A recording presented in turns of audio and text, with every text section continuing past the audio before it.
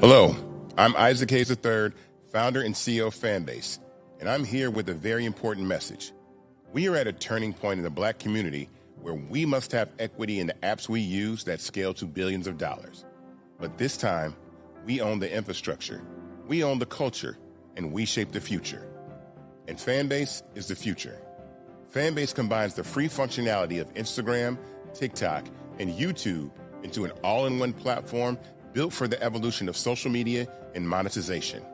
With over 1.4 million users, that's real proof that we are shifting the conversation of tech ownership and equity for creators. So right now, I want you to go to startengine.com/fanbase and invest today. The minimum to invest is $399. That gets you 60 shares of stock in Fanbase at $665 a share. This marks a turning point in Black ownership of social media. If we don't take this opportunity to own social media right now, we will always be customers to our own creations. And that can't go on. So once again, go to startengine.com/fanbase and invest today. We must own the platforms where our voices live, our stories matter, and where our culture drives the world. Thank you. Folks, Black Star Network is here. Hold no punches. I'm real revolutionary right now. Support this man, Black Media. He makes sure that our stories are told.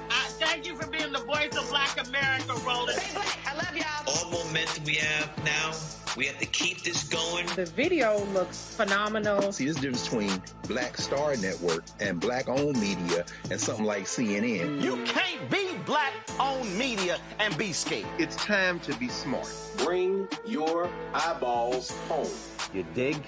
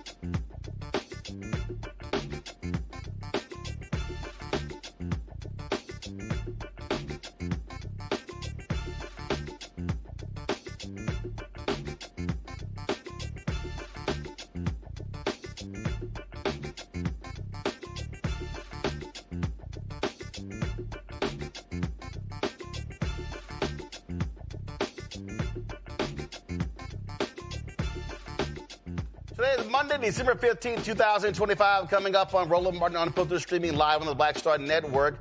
Black farmers are voicing their skepticism about Donald Trump's new $12 billion farm bailout program, saying that it contains racist undertones.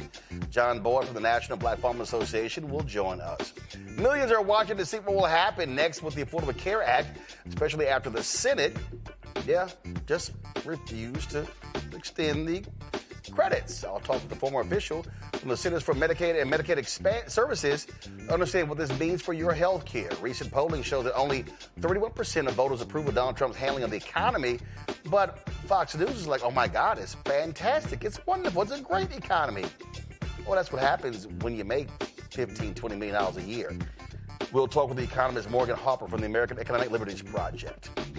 National Association of Black Journalists has launched a bold initiative to raise $15 million over the next 4 years to create a permanent endowment that invests in the next generation of black journalists. We'll talk to one of the 44 founders of NABJ. Plus, former head of the NFL Players Association, DeMar Smith, will join me to discuss his new book, Turf Wars, The Fight for the Soul of America's Game. Trust me, it is a conversation you do not want to miss. It is time to bring the funk on Roland Martin Unfiltered on the Black Star Network. Let's go.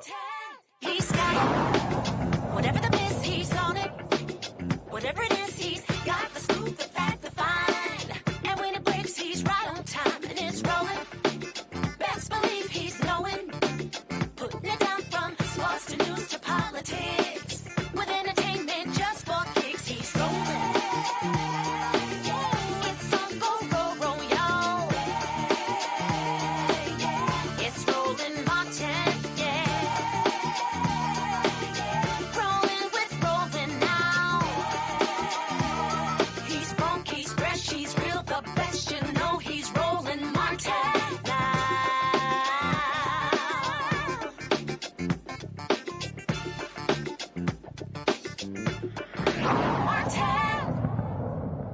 So Donald Trump's tariffs have destroyed the economy for farmers in America. Those white farmers yell, scream, holler. And so now Trump says, hey, I'm proposing $12 billion in a relief package. He's describing it as a lifeline for growers affected by rising costs and trade policies. Now, mind you, he said, oh, no, that my tariffs are going to do wonders for the American economy. Ask those who grow soybeans. It's happening all across. We're talking Nebraska, Idaho, Illinois, Virginia, Iowa, Wisconsin, Georgia, all these places where we have farms, they're getting screwed because Donald Trump's idiotic policies are screwing them. Oh, beef prices. Then he cuts a deal and bails out the Argentinian economy and then says we're going to buy Argentinian beef. Oh, yeah, all of this. This schizophrenic trade policy has caused massive harm across the country. Now, this one-time payment will be distributed through the USDA's new Farmer Bridge Assistance Program. That's what they're calling it, okay? But you got some farmers already saying, wait a minute, how this going to help us with crops for next season? Now, it also is a significant requirement to qualify for this assistance. Farmers must already be registered in the USDA system and must report their acreage. This is where black farmers have expressed concerns the system fails to adequately support them. John Boyd is president of the National Black Farmers Association. He joins us now. So John, explain to us what that means. What's the issue with the reporting of the acreage? Well, here's the issue, Roland, and the president Trump gave out $30 billion under his first term as president. He bailed out farmers, and he tried the same card that he tried right now, the tariff mess with China. Roland, do you know I was selling soybeans for $16.80 a bushel when Trump came in the first time? The price dropped all the way down to $8 a bushel, and at some point, lower $7 a bushel. Wow, cut by more than half. 50% and a half, and white farmers keep saying they are voting for Trump. They voted for him 3 times because he's good on agriculture. Do you know who was president when I was selling soybeans for $18 and some change? Roland, take one guess. Obama or Biden? Barack Obama, 2012. The highest prices in U.S. history was under a black president. His name was Barack Obama, and I hope this spread across the internet like wildfire. So the president sold out white farmers. For Argentina, he gave them $40 billion. Yes, and then they turned around and started selling soybeans to China. So they took the money and they took our contract and all of that stuff, Roland. The president got played. And then white farmers, as you know, for the first time, been out here 42 years, Roland. I've never seen white farmers on every network. Every network. Oh, no, they have been crying. They have been, oh, my God. And not only that, you have these white farming groups. They've been going to CBC members, man, what can y'all do? And I'm like, hold up. Go talk to the white MAGA folks y'all voted for. These folks voted for MAGA. In the town where Tyson's in Nebraska shutting down one of their plants, that county voted 72% for Trump. And Roland, they voted for Trump not one time, not 2 times. They voted for him 3 times.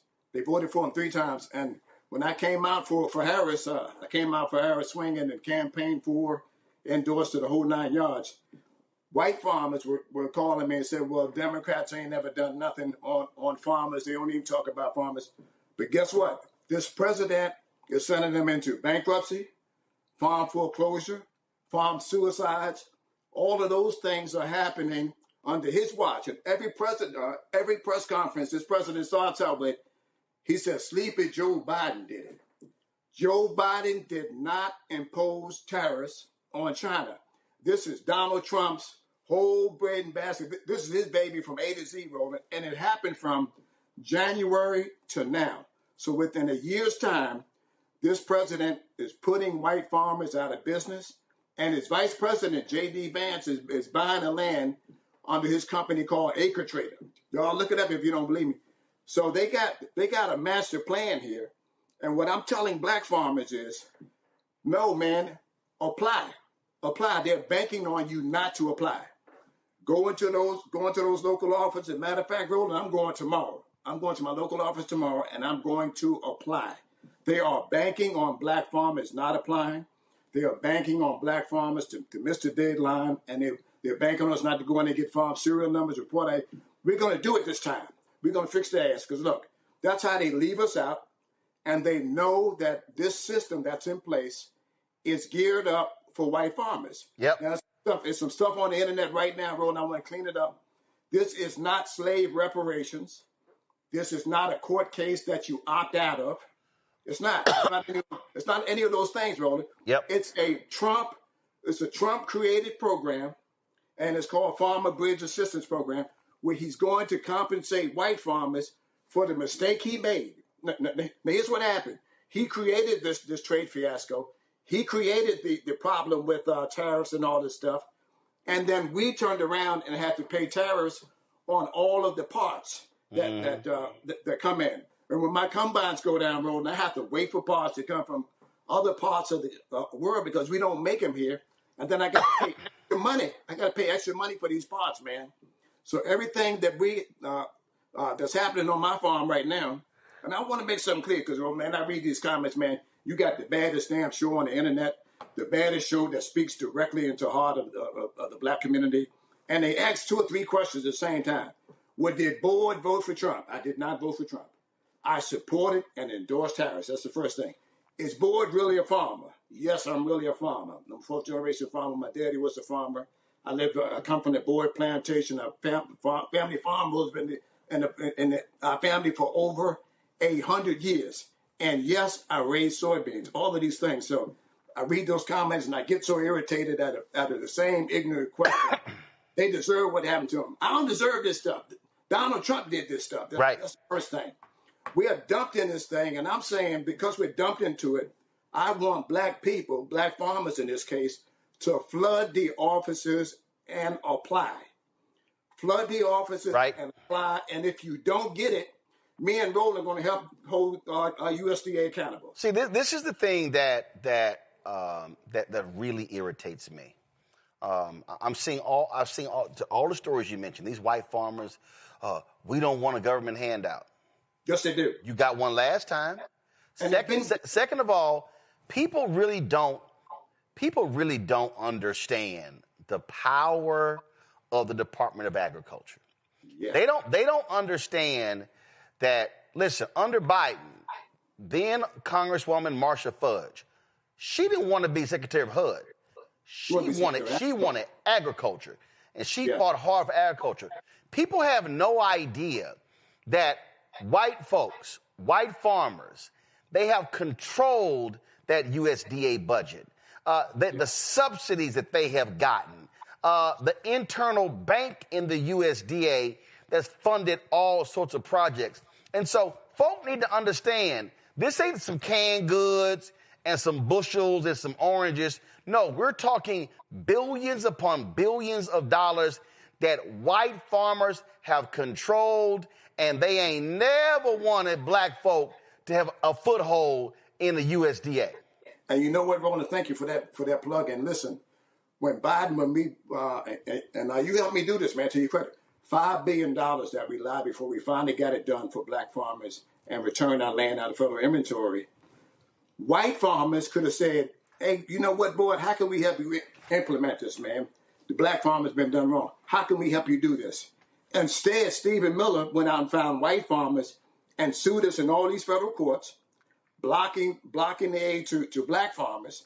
But now they want all this money from the federal government when they're in trouble, Roland. I ain't never seen that one white farmer get on television and say, you know what happened to Boyd and them was bad, man. And people say, boy, you never explained the discrimination. Roland, they spat on me, spit, depending on what part of the country you're from, in his office.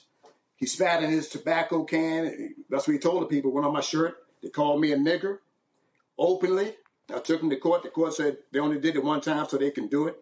They tore my application up and threw it in the trash can in front of me, and they would only see us one day of the week, Wednesday, one day of the week, and we had to come in the back door. This happened, Roland, in my lifetime. So I get it when black farmers say, hey, boy, I don't want to go back in that office anymore. I don't want to apply. I don't trust them. But yes, I get all those things, but don't leave the money on the table, man. Right. Don't leave the money. We got to set that, look. For everybody watching, John sent me this earlier. This is a video of his farm. So all y'all people who are on social media who love running y'all mouths, stuff along those lines, this is video of his farm. That's cattle. And let's take that, for example. We're talking about the cattle.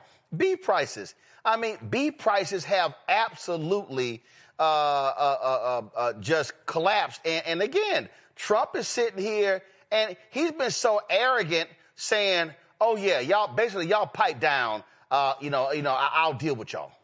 And you know what, Roland? And listen, there's a brother, man, up in West Virginia. He voted for Trump. I told him not to do it. Coal miner, hauling coal, and farming. His truck has been parked since Trump got elected. And you tell him not to do these things, Roland. I was telling him, but guess who was screaming at him? You was. You were the guy out there screaming on social media every day, don't get duped by Trump, and they done it anyway. That's what we kept saying. We got shirts say hashtag, we tried to tell you. Like we told y'all, he screwed farmers last time. Yes, we told them. And look here, everything this president has touched in agriculture has went from bad to worse. Soybeans, China, corn, Mexico, fertilizer, Canada, beef cattle. Now he wants to give the beef cattle business, he wants to buy that from his buddy in Argentina because he says, oh, I want to be like Trump. That's what all you got to do is say you like Trump and Roland, he wants to do business with you. That's all you got to do. He's playing black people. He got that press conference last week and said, black people love me. Man, we got to hold him accountable. We don't love your ass. Nope. He needs to stop saying it. He needs to stop playing on it. He know black people don't love him, man. Yep. The problem was we didn't come out enough to help elect Harris. Well, yeah, that was an autopsy on the race, Democratic autopsy showing there was a 6.8 million voter drop from Biden to Harris in 2024. This is from The Nation. They have this piece here called "White Farmers Are Getting a Taste of Their Own Medicine." Yeah. Trump's tariffs and immigration raids are driving the latest farm crisis. White farmers have stood by him year after year and still do. And this is the whole thing right here. The governor of Nebraska earlier this year called Trump and said, hey, man, can you please stop these immigration raids? He said that we've lost 6% of our state gross domestic product because we don't have anybody to work the farms. Let's just be real clear.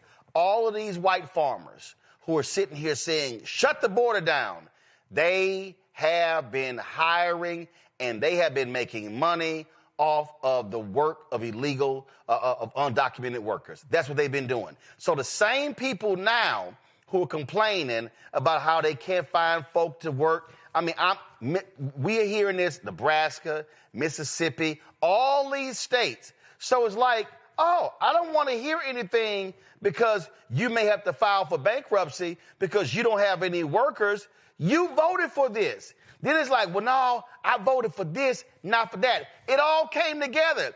And this is the last time, this is what's crazy to me. I'm going to use a football analogy. The last time he was there, so he ran these plays in the first half.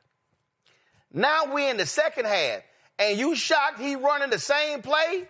The same play. And you know what, Roland, what kills me is he wants to give white farmers from South Africa. Yep. That's what I call them. I ain't giving them that fancy name. From white farmers from South Africa. He wants to bring them he's bringing them to the United States, giving them a fast path to citizenship, and want to give them homesteads and land out of inventory at USDA and grazing land from the Department of Interior.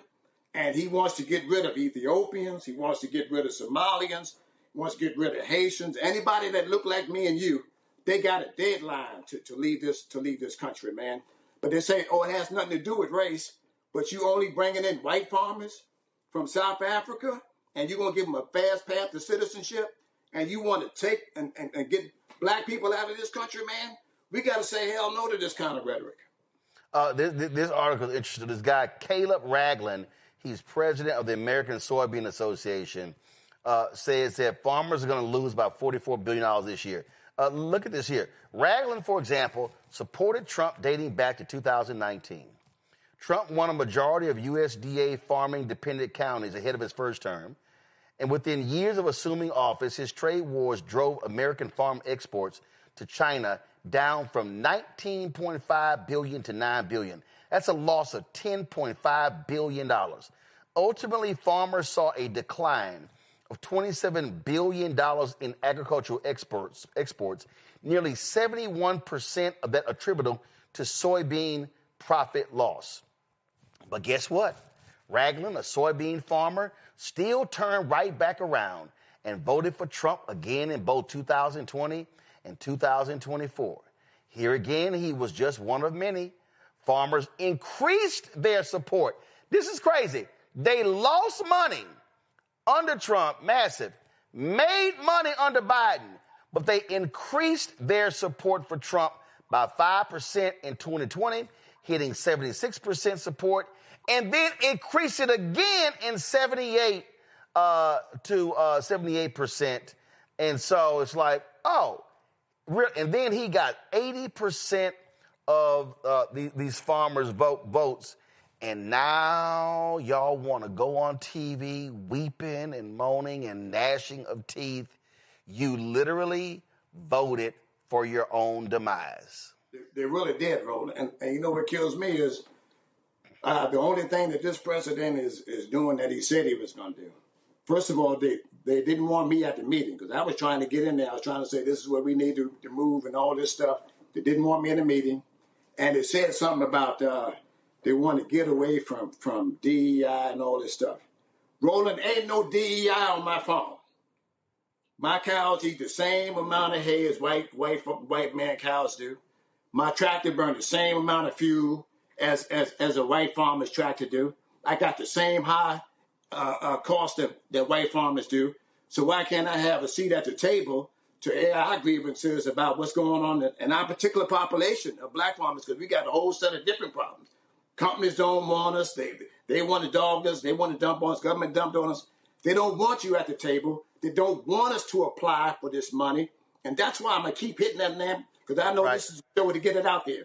Go in and apply. I'm going in tomorrow and apply. It's called Farmer Bridge Assistance Program. Take your information in there and sign up. And if they tell you no, come back and let me enroll and know, because we're going to hold their ass accountable, people. Absolutely. But you can't get it if you don't apply. Yeah. People out there telling them, don't apply. This is about slave reparations. Pay me $100, $500. Don't pay nobody a dime. It's free.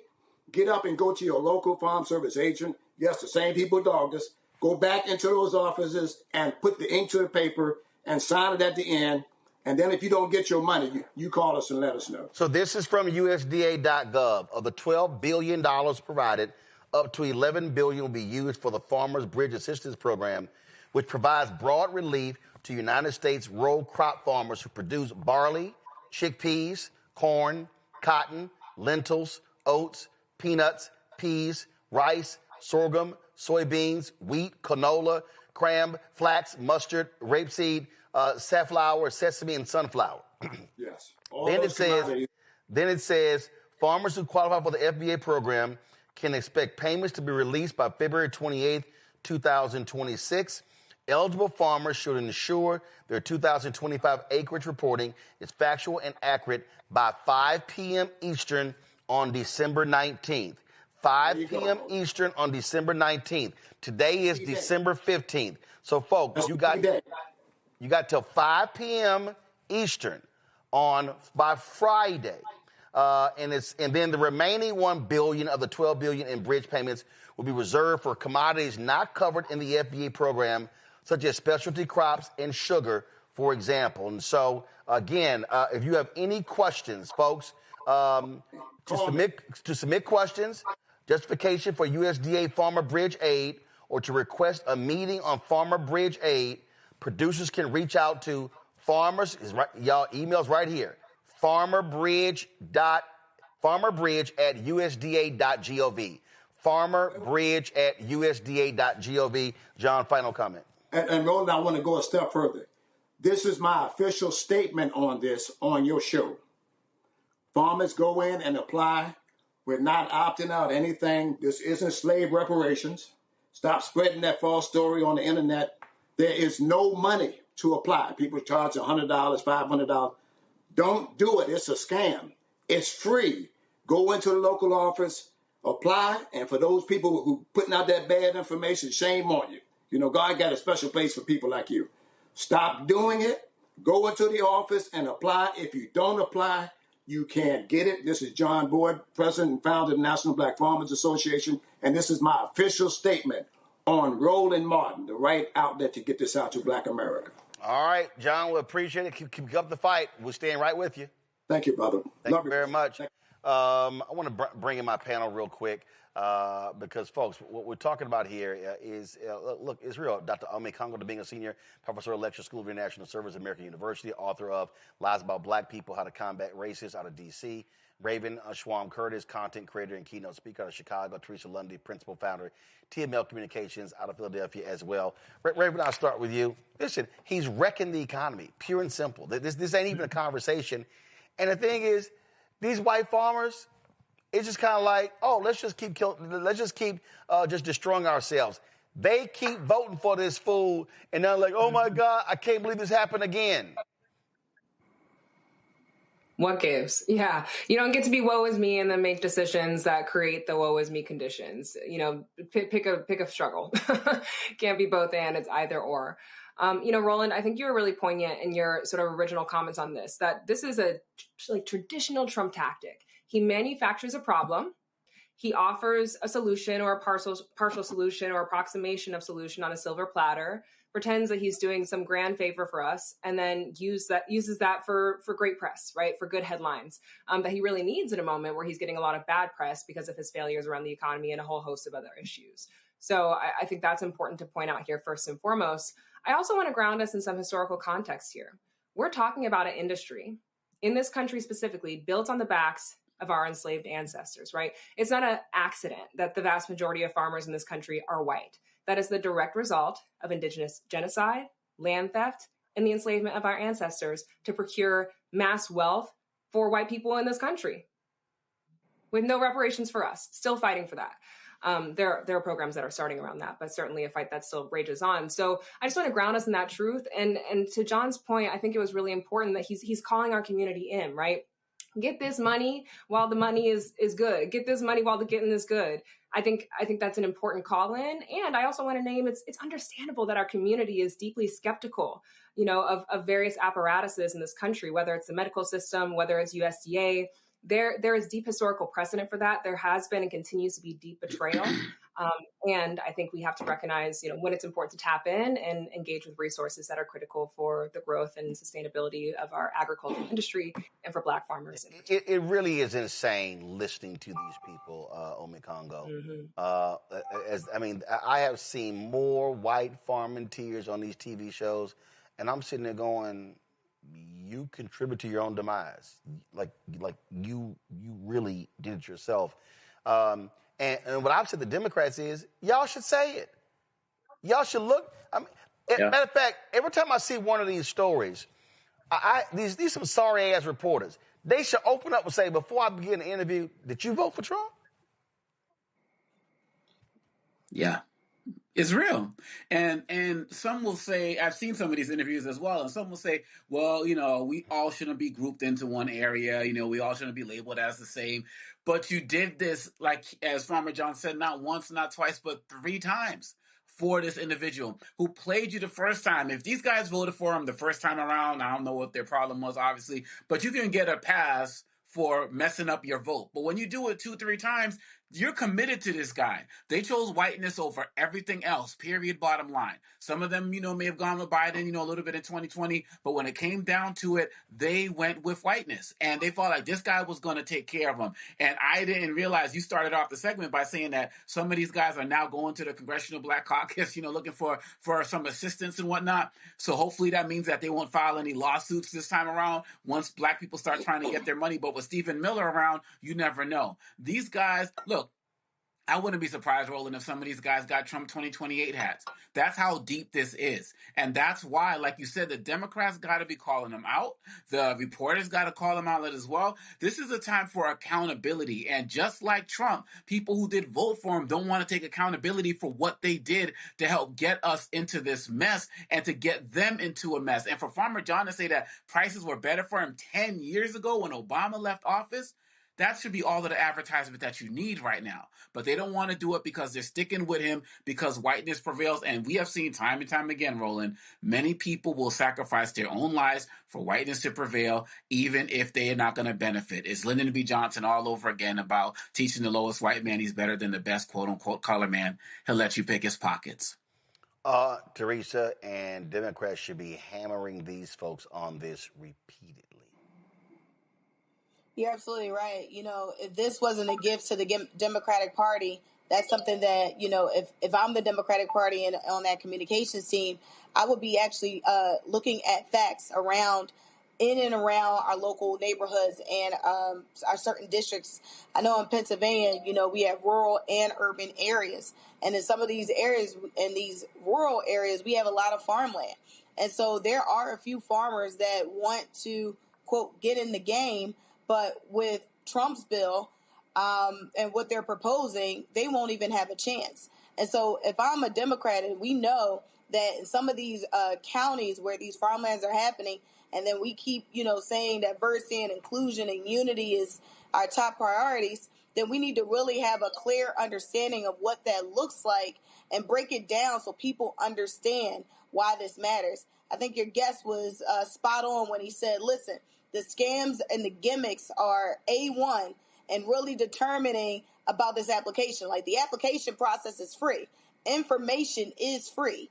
It's just the way it's disseminated, is to those who know and those who don't.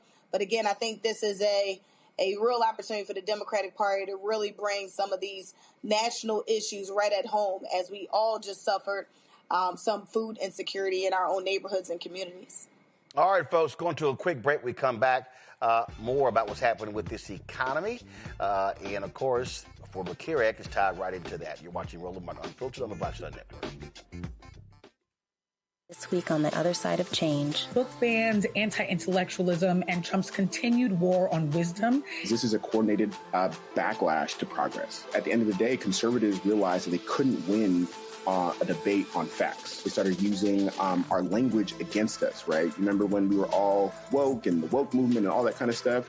Now everything is anti-woke, right? When we were talking about including diversity, equity, inclusion, and higher education, now it's anti-DEI. All this are efforts to suppress the truth because truth empowers people. You're watching The Other Side of Change, only on the Black Star Network. Hey, what's up, everybody? It's Godfrey, the funniest dude on the planet. And you're watching Roland Martin Unfiltered. Well, in a few days, Congress is leaving D.C. for the holidays, and guess what? The enhanced tax credit that helped millions of families afford health insurance are going to expire. The Senate was unable to agree on a path forward, So House Republicans introduced their own plan that would allow Affordable Care Act subsidies to lapse at the end of the year. If Congress does nothing, premiums for individuals purchasing insurance on the exchanges could increase dramatically, with some prices rising by more than $1,000 a year. Chiquita Brooks LaSure, the former administrator of the Centers for Medicare and Medicaid Services, is here to discuss the implications. Glad to have you on the show. So walk us through this. They leave town, nothing gets done. What happens? Well, today is really a sad day for me and millions of people who depend on these tax credits to be able to afford coverage. Today is the deadline for people who depend on Affordable Care Act coverage to enroll for their coverage starting on January 1st. And just as you said, for many, many people, this means they had to make a choice whether to pay thousands of dollars more for some people to enroll in coverage. Some people, I've been talking to people over the last couple of weeks. Some people made a decision to enroll in a plan that wasn't going to cover all of their costs just because they felt like that's what they could afford. And that's the decision that many, many Americans, hardworking Americans, self-employed Americans, small business owners, Americans have had to make over this last couple of weeks. I mean, here's what's so stupid here. I mean, this is a piece right here at kff.org. More than 3 in 4 ACA marketplace enrollees live in states won by Trump in 2024. Mm-hmm. And you're like, and I've been saying this all year, and it is not because I want people to endure pain. It's not because I want people to go through this, but I said the only way some people are going to learn a lesson is if they experience significant pain. Because I think for a lot of these people, when they voted, oh yeah, it's those people. It's those people. Oh yeah, that's right. That anti-DI stuff. Oh yeah, that's the blacks. That's them. Oh yeah, the wall. Oh yeah, go after these Latinos, these immigrants. Oh no, we're good. And now they're realizing, oh damn, we hate Obamacare, but it's the same as the Affordable Care Act. Oh, we're in West Virginia. We are red as hell. We voted for all these Republicans, but we're the sickest, brokest, one of the most illiterate states in the union, and we greatly depend upon federal money. And now we're screwed. South Carolina, Mississippi, Alabama, Florida, Texas. We can go on and on and on. Arkansas. All these places, and you're like, we told you. But yes. they got their big, beautiful bill.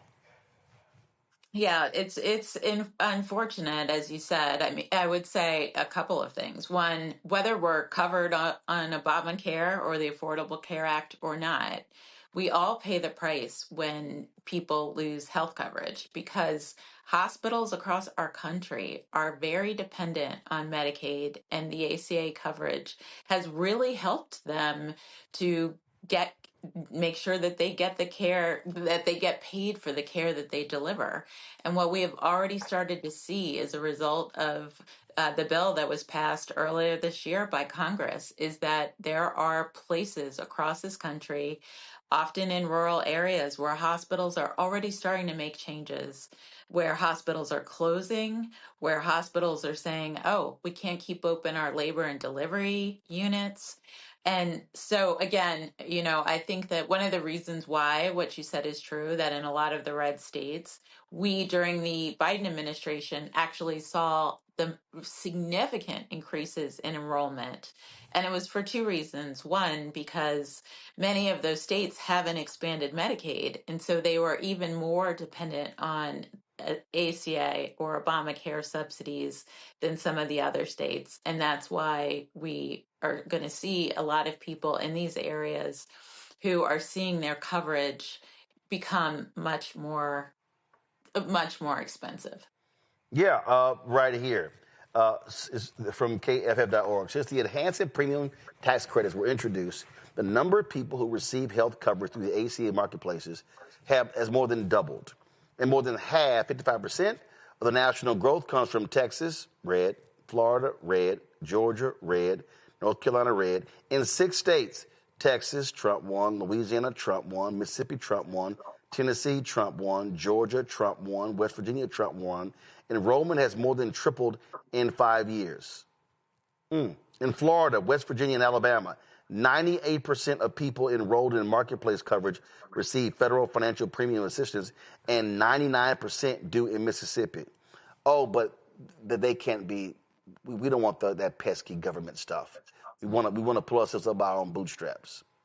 But the government is actually paying for your boots. And it pays for everyone's boots. Every coverage in our country is subsidized in some way, shape, or form by the federal government.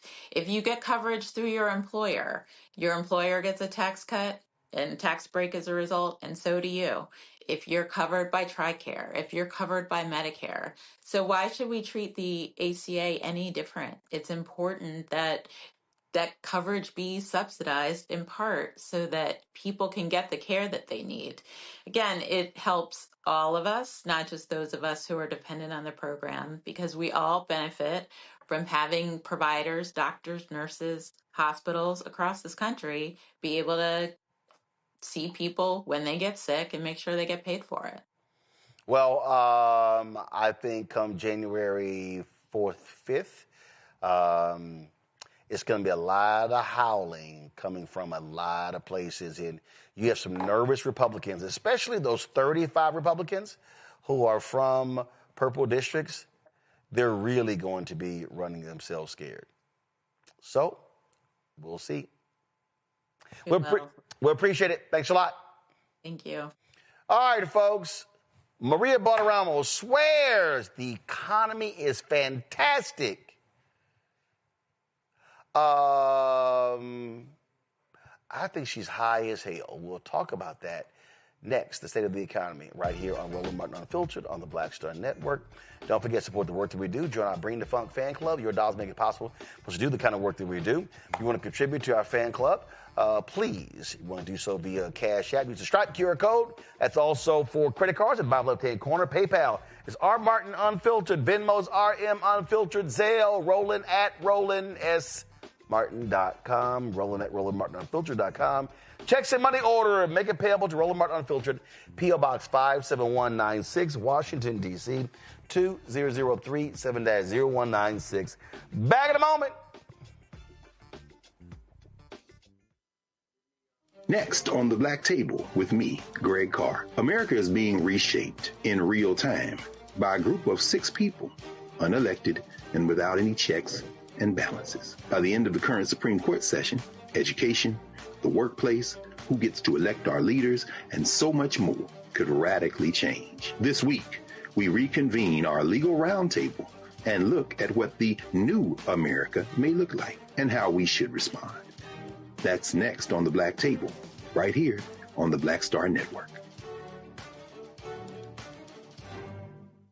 This week on the other side of change. Book bans, anti-intellectualism, and Trump's continued war on wisdom. This is a coordinated backlash to progress. At the end of the day, conservatives realized that they couldn't win a debate on facts. They started using our language against us, right? Remember when we were all woke and the woke movement and all that kind of stuff?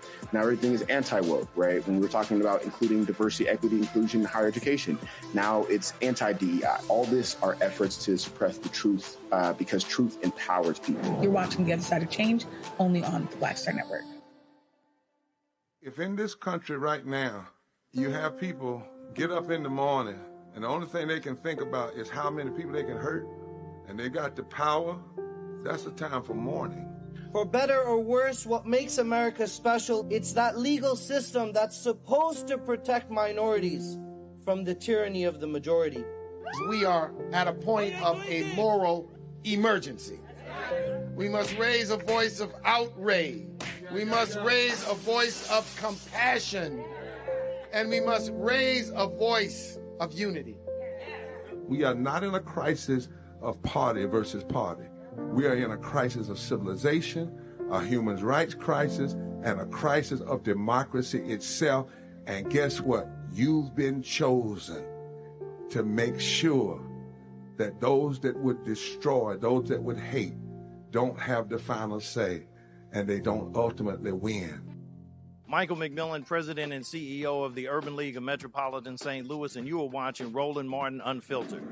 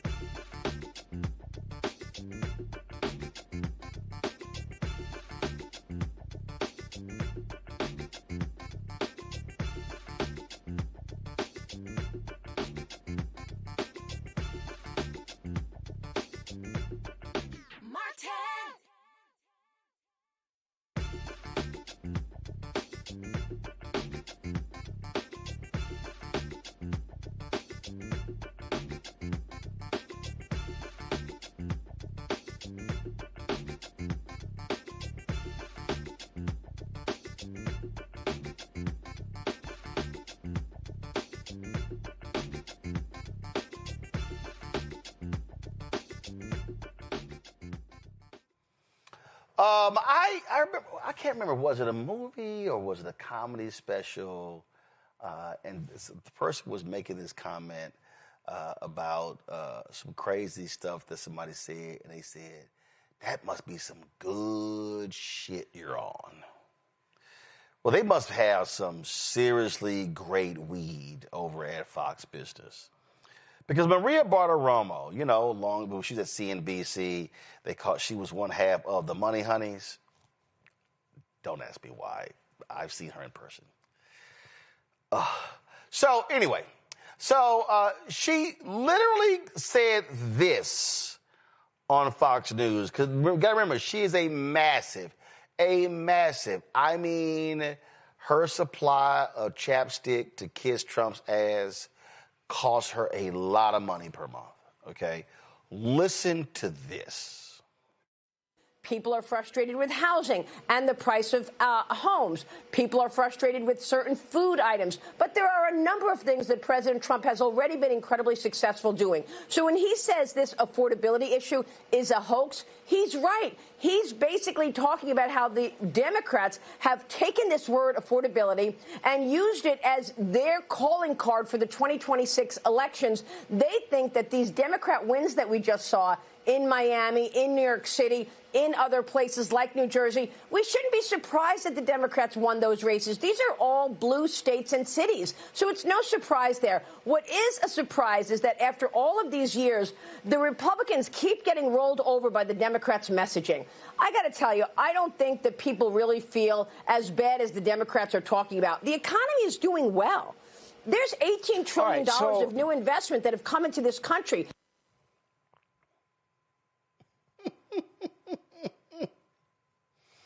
For more delusion, here is Trump's top economic person, Kevin Hassett, talking to, his daughter-in-law, like you're going to get some real information, talking to that idiot. Well, if you had a crystal ball and you looked to the very end of President Trump's second term in office, where would you expect to see this economy? I think that we're already right on the cusp of having the greatest economy that the U.S. has ever seen. I think that Trump policies are about as good as it gets. Tina Peters is... Really?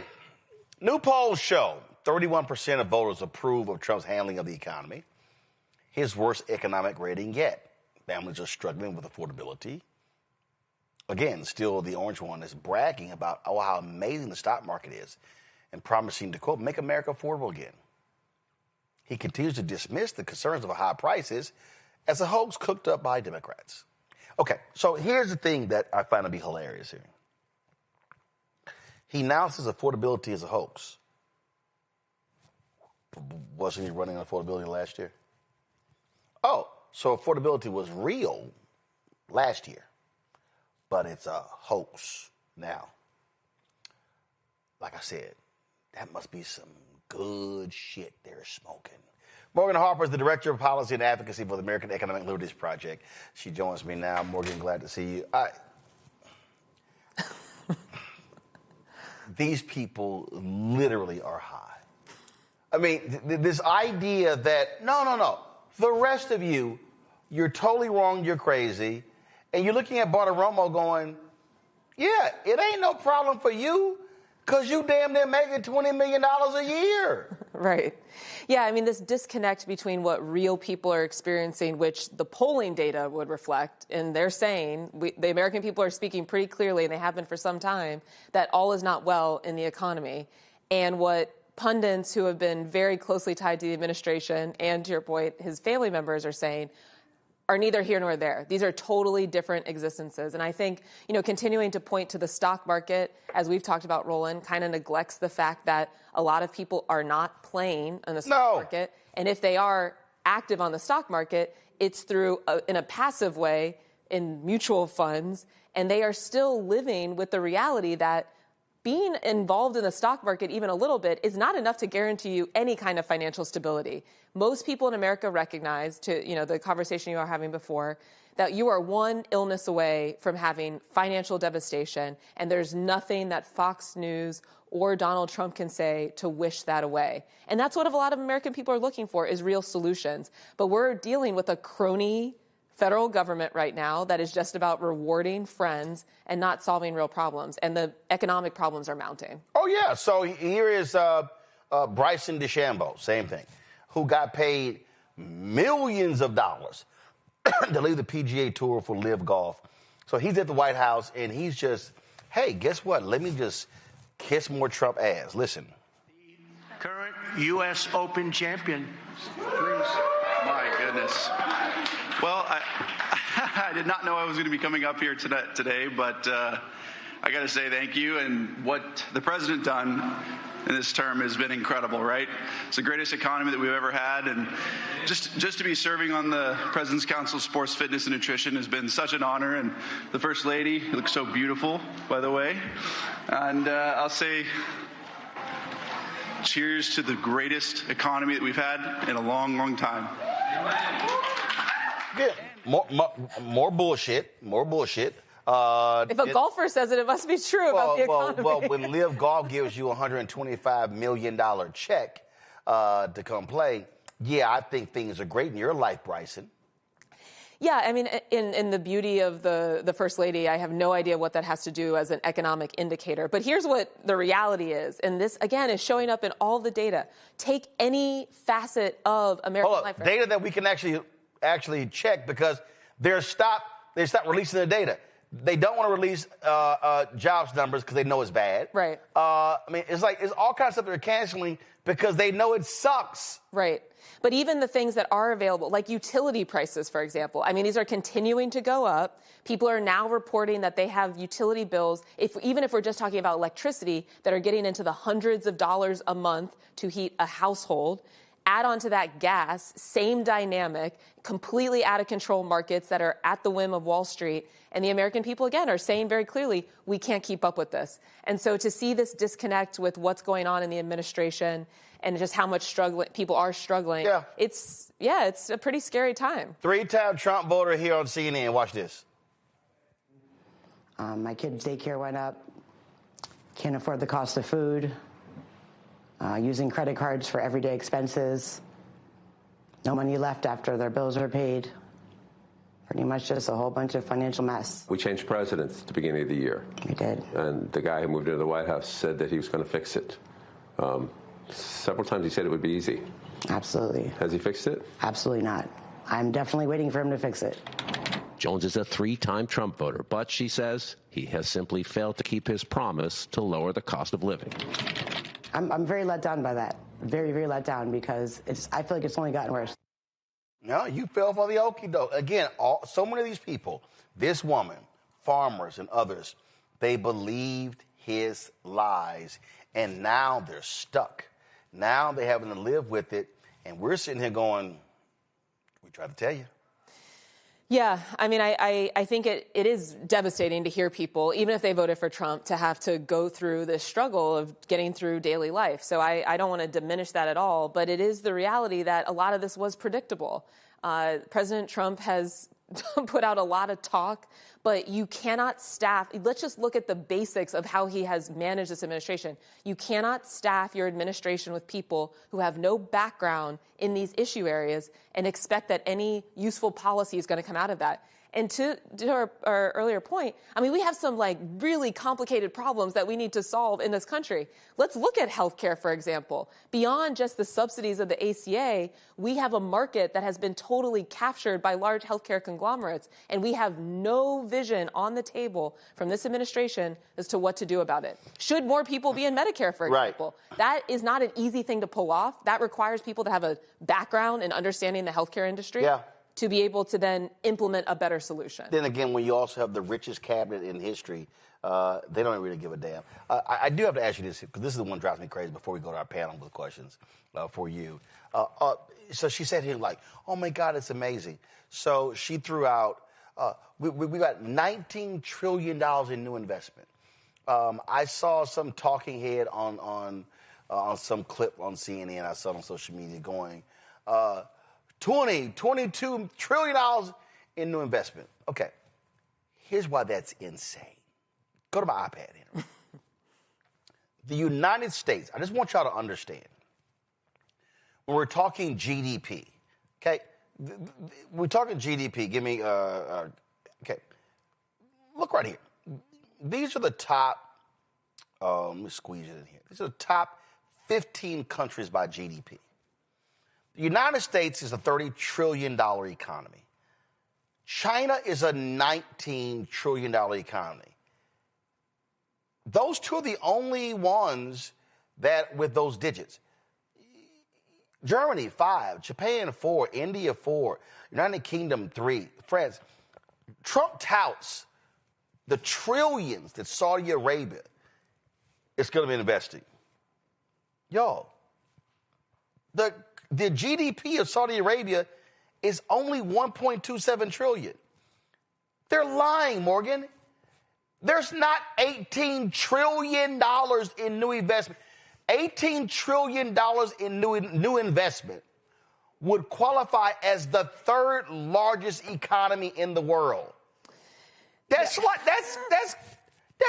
nuts. Yeah, I mean, a lot of this is made up. Even the investment that's happening, I think we're seeing it for things like a new data center or whatever. You take that overall amount. They just making shit up. They're making shit up. Because they're like, oh, 6, 8, no, it's 10, no, it's 12, no, it's 14, no, it's 18, no, it's actually 20. Right. Well, and then again, the data that we do have is showing on the core promises that the president made about bringing manufacturing jobs back. Manufacturing jobs are down from this point a year ago by the tune of like 50,000. And our trade deficit is increasing. So we are continuing to import more than we're exporting. This is not a revival of an American economy that is rooted in building things or employing people. It is a game that we are being bought and sold to the highest bidder that gets in Trump's ear. Questions from the panel. Teresa, what's your question for Morgan?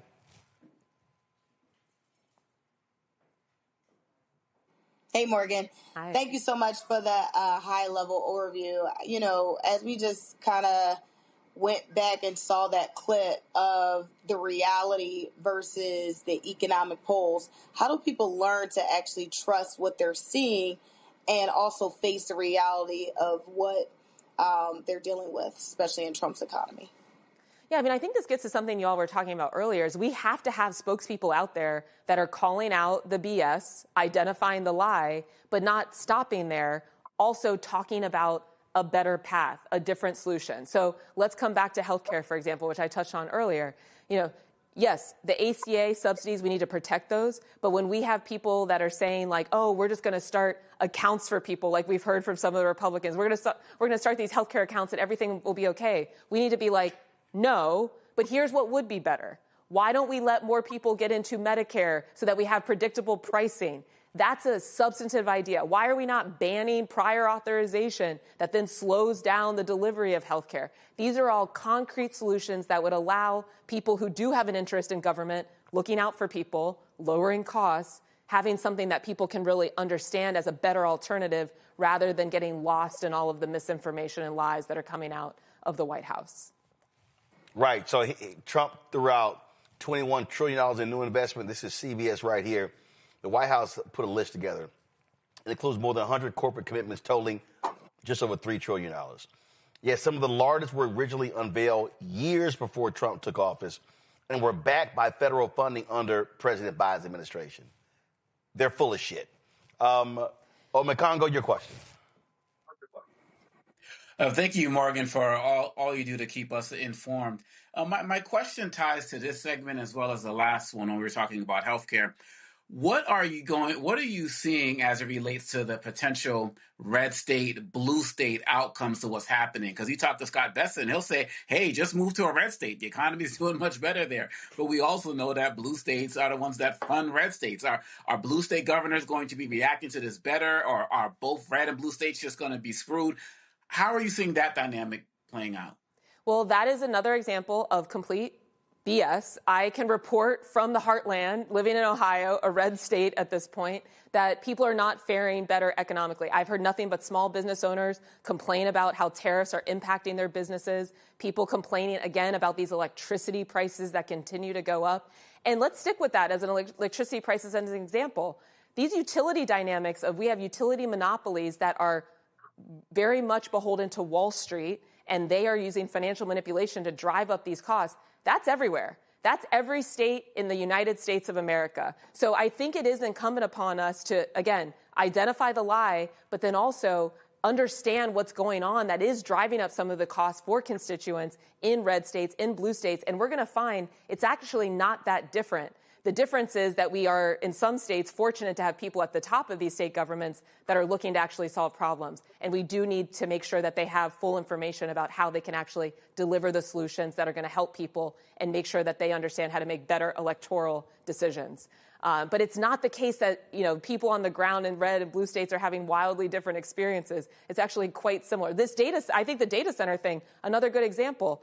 Ohio, big state with a lot of data centers. I was just reading today, another state with a ton of data centers that are trying to figure out how to manage that all. Maryland, blue state, totally different political dynamics, same experience on the ground that people are having these higher electricity prices. Raven. Yeah, Morgan, thank you so much for your time and expertise this evening. I really want to pick up the conversation around the big, beautiful bill, so-called big, beautiful bill, and unpack a recent statement that was made by Trump's Treasury Secretary that essentially Americans are going to get a, quote, very large refund of about $1,000 to $2,000 in the new year as a result of the big, beautiful bill. Obviously, we know that's nonsense. That's bullshit. Yeah, it's bullshit. This bill is created by the rich for the rich. But can you break that down a little bit for us, for folks who may see that number amount and think, oh, this bill is actually working for me? Yeah. Well, first of all, it's the first thing. Sorry. That has to be a congressional action. Trump just can't just hand out money. The Constitution clearly states anything that deals with revenue has to start in the U.S. House.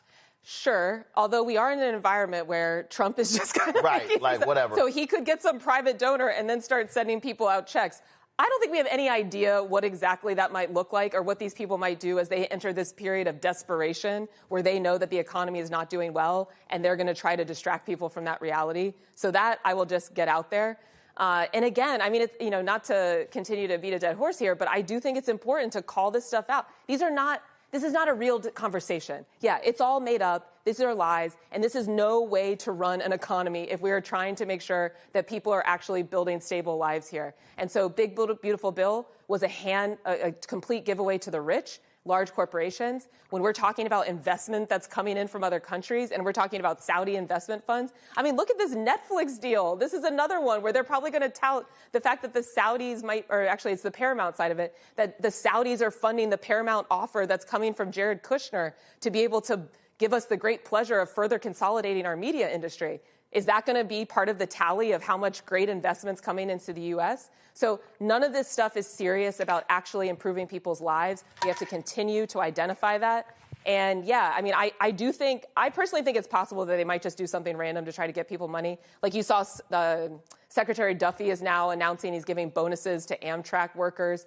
This is all signs of desperation because they know that none of this is real and they're just hoping that they can skip by long enough so that the American people don't notice. I'm sure he'll be handing out the fake checks that Noam did to the TSA workers when she tried that same crap a few weeks ago. Mm-hmm. That's who they are. Morgan, we appreciate it. Thanks a lot. Thanks for having me. Folks, going to go to a break. We come back. We'll talk to one of the 44 founders of the National Association of Black Journalists, celebrating his 50 years. Next on Roland Martin Unfiltered on the Black Star Network.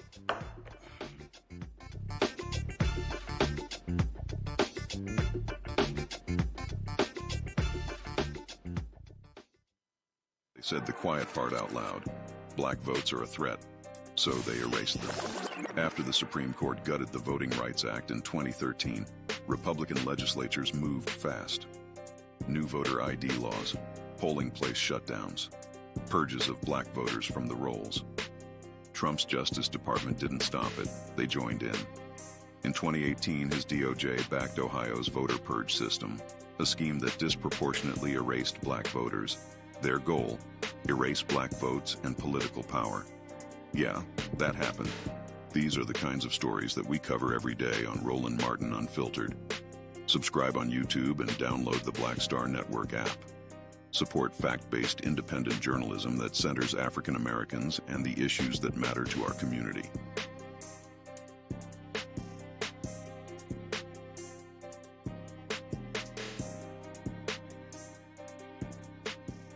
Hatred on the streets, a horrific scene, a white nationalist rally that descended into deadly violence.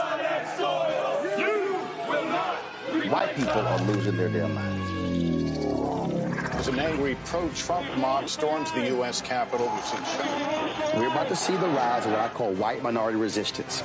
We have seen white folks in this country who simply cannot tolerate black folks voting. I think what we're seeing is the inevitable result of violent denial. This is part of American history. Every time that people of color have made progress, whether real or symbolic, there has been what Carol Anderson at Emory University calls white rage as a backlash. This is the rise of the Proud Boys and the Boogaloo Boys. America, there's going to be more of this. Here's all the Proud Boys, guys. This country is getting increasingly racist in its behaviors and its attitudes because of the fear of white people. The fear that they're taking our jobs, they're taking our resources, they're taking our women. This is white fear.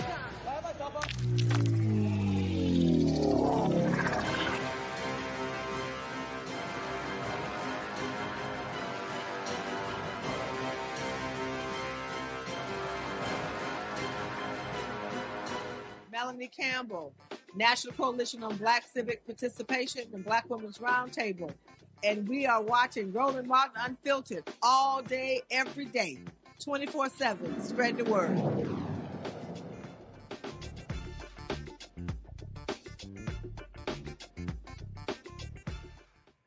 Years ago on Friday, December 12th, 44 black journalists met in a Washington, D.C. hotel that led to the founding of the National Association of Black Journalists. One of those folks joins us right now, Sandra Long Weaver.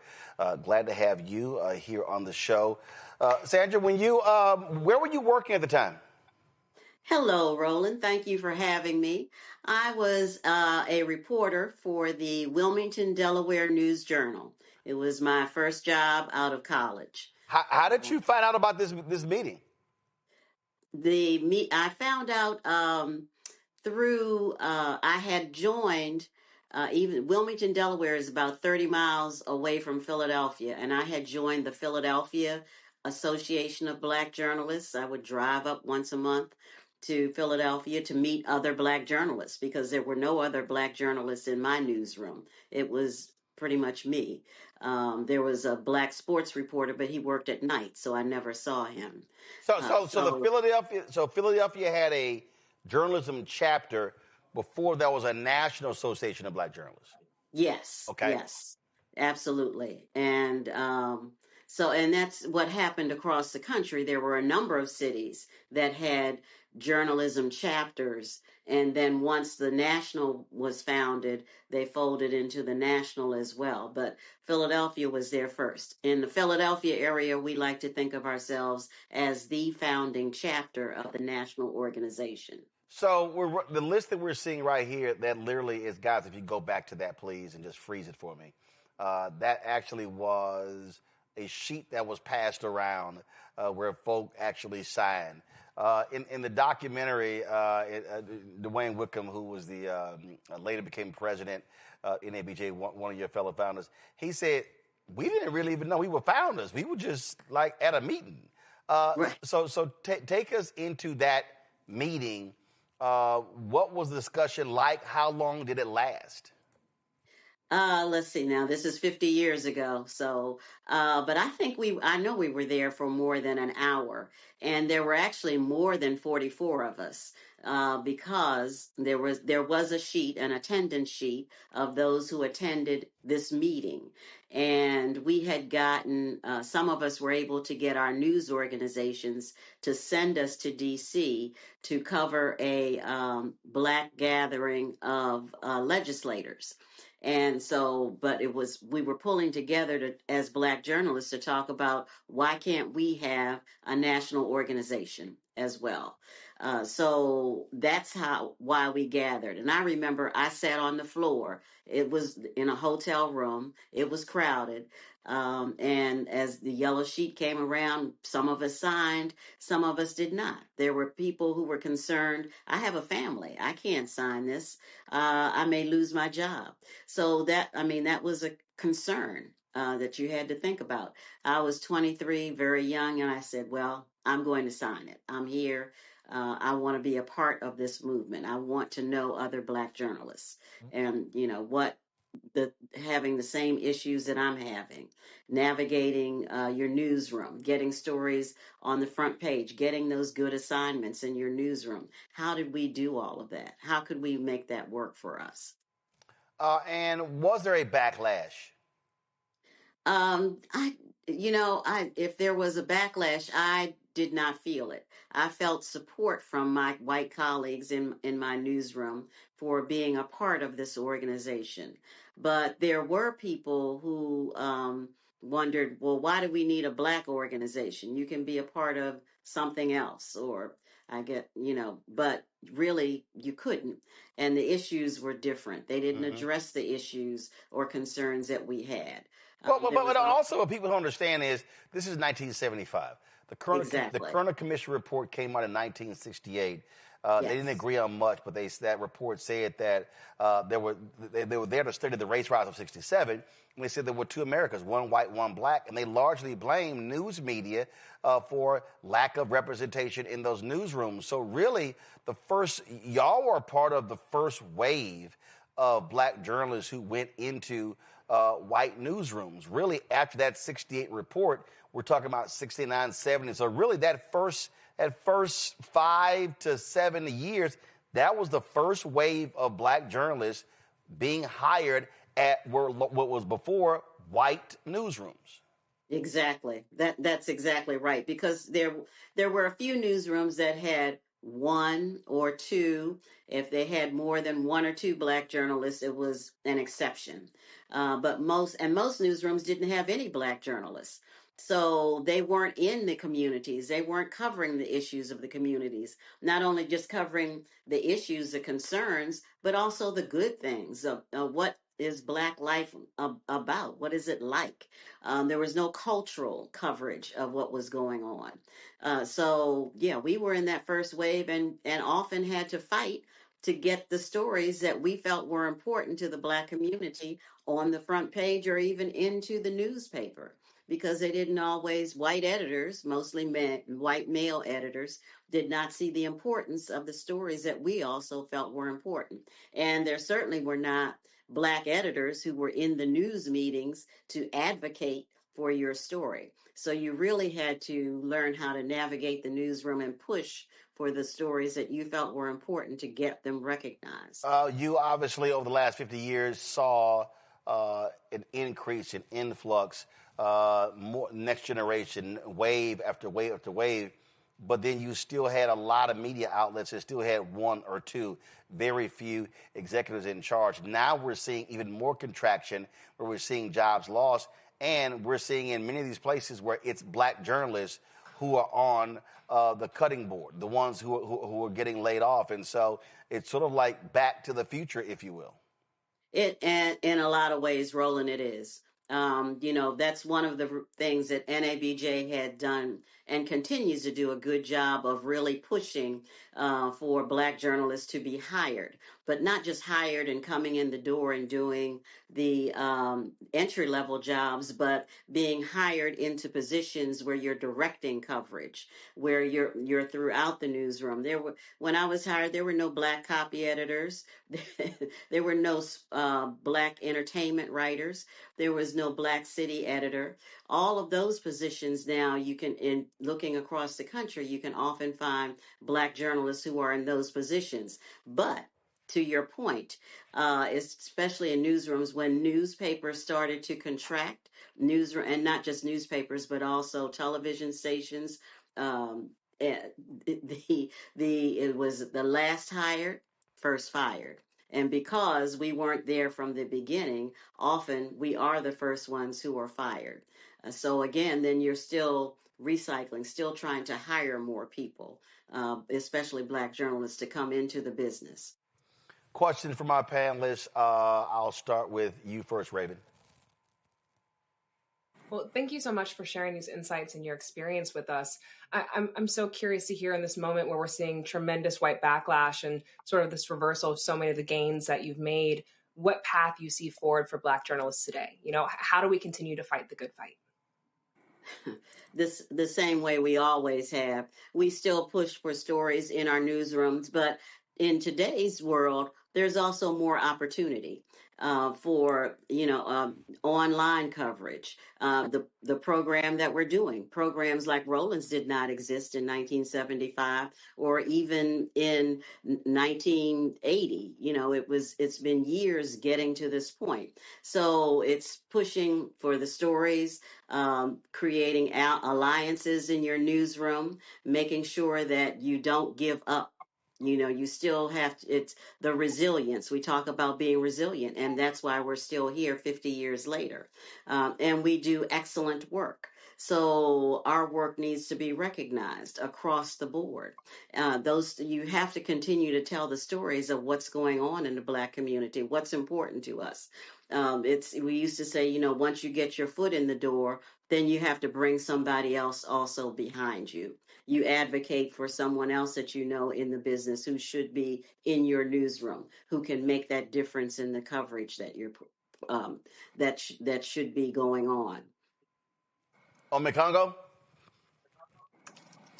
Thank you so much for the legacy that you have set for so many of us.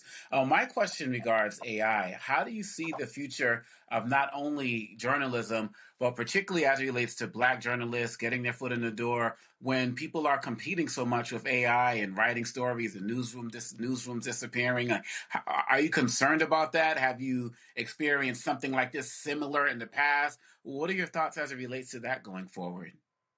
When the internet first came onto the scene in the mid to late 90s, there was concern that Black journalists may lose jobs then.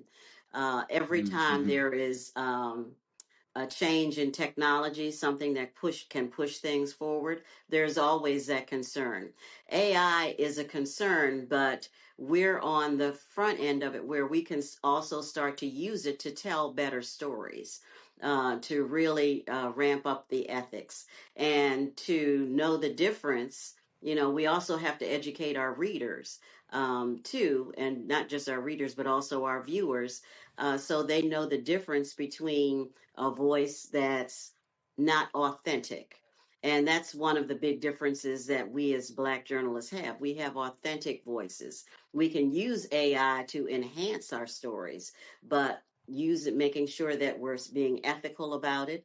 I don't see it as something we should fear, but something that we should really learn how to use and do better work to expand what we're doing, to reach other people who aren't really connected to us. So I think we should see it as an opportunity and take advantage of it. Teresa. Thank you so much for coming on. I'm here in the city of brotherly love and sisterly affection. So I definitely do see the work that we do locally and nationally. So thank you so much for your initial service and continued advocacy. think one of my concerns is always in the DEI and minority space, as I do run a business. And I was wondering about the advocacy, especially with all the slice coming down from the federal level of the lack of using the term diversity, equity, and inclusion. Wanted to see what maybe in a BJ's role would be on advocating to make sure that minority businesses still have a seat at the table. Well, I'll actually, before Sandra jumps in, since I'm back on the board as Vice President Digital, it is different. It's a huge change. Mm-hmm. We saw a dramatic decrease in the number of companies recruiting at our convention in Cleveland this year compared to last year. We are preparing ourselves, I dare say fortifying ourselves for the next 3 years because the companies that frankly didn't really want to do this work, Trump has given them a reason not to do it. So one of the things that we are also looking at when we talk about advocacy is still challenging these companies to say, if you are committed, then are you really committed? I think the key is what we can't do, and Sandra, and I guess for me, I guess I'm sort of in a different position than some of our younger members in that, we had our founders in 1975. I joined NABJ in 1989, so we were 14 years old.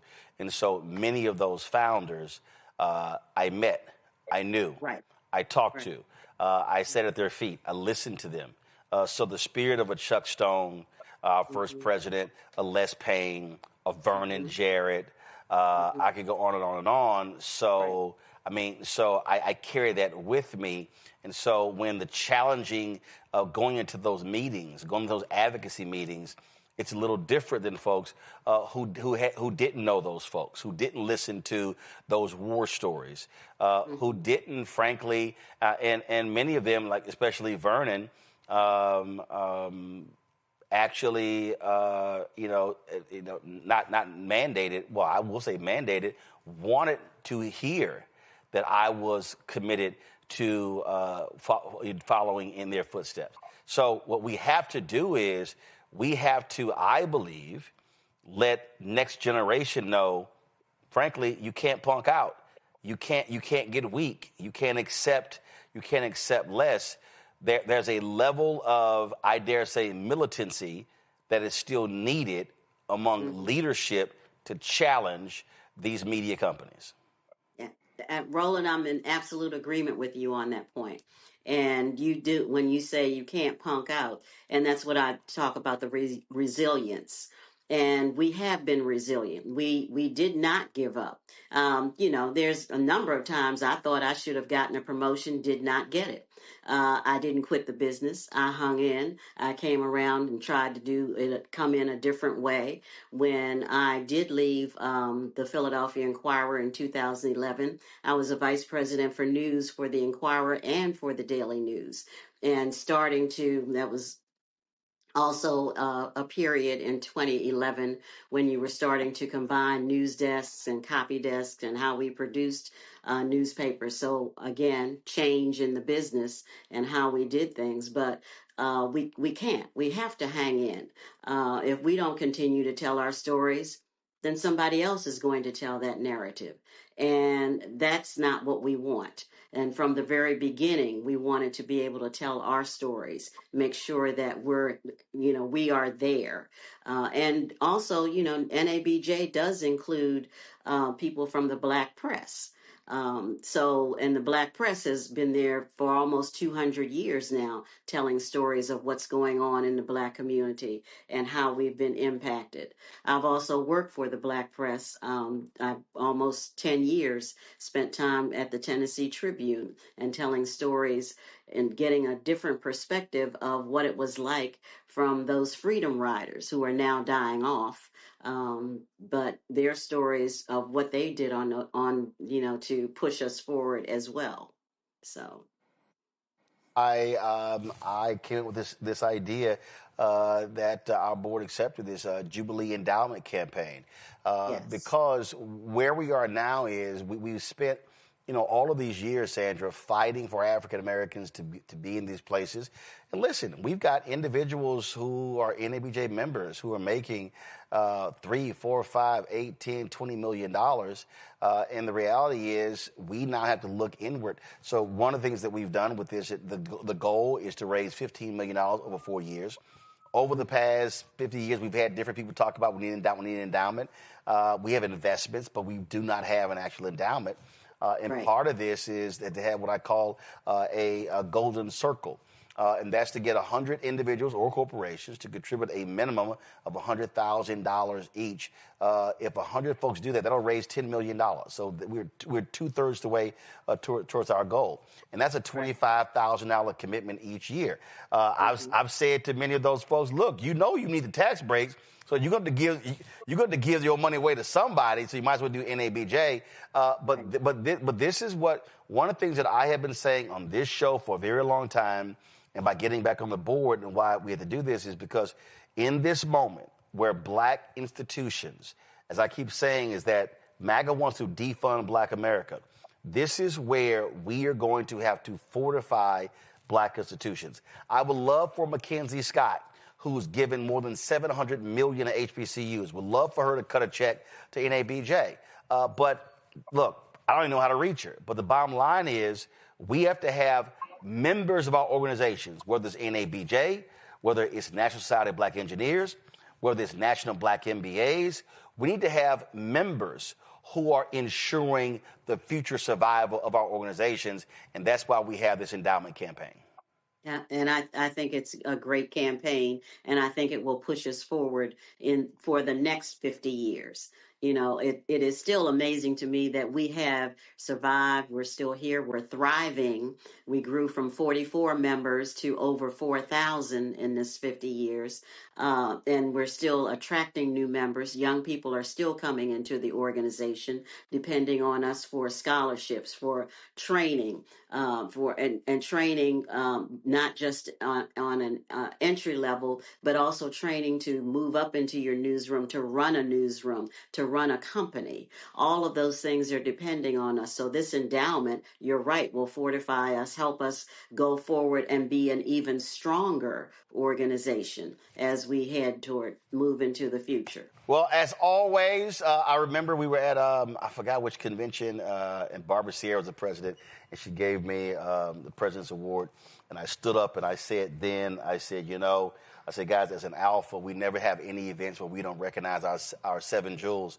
I said, and we have too many NABJ events with founders sitting in our presence and we don't even recognize them. So so folks started changing that after that. And I said, that should never happen. So I'm always appreciative of the folks who paved the way for those of us to be able to be NABJ members now, today. And so, Sandra, thanks for your service. We appreciate it. And we're going to keep walking in those footsteps, giving them hell.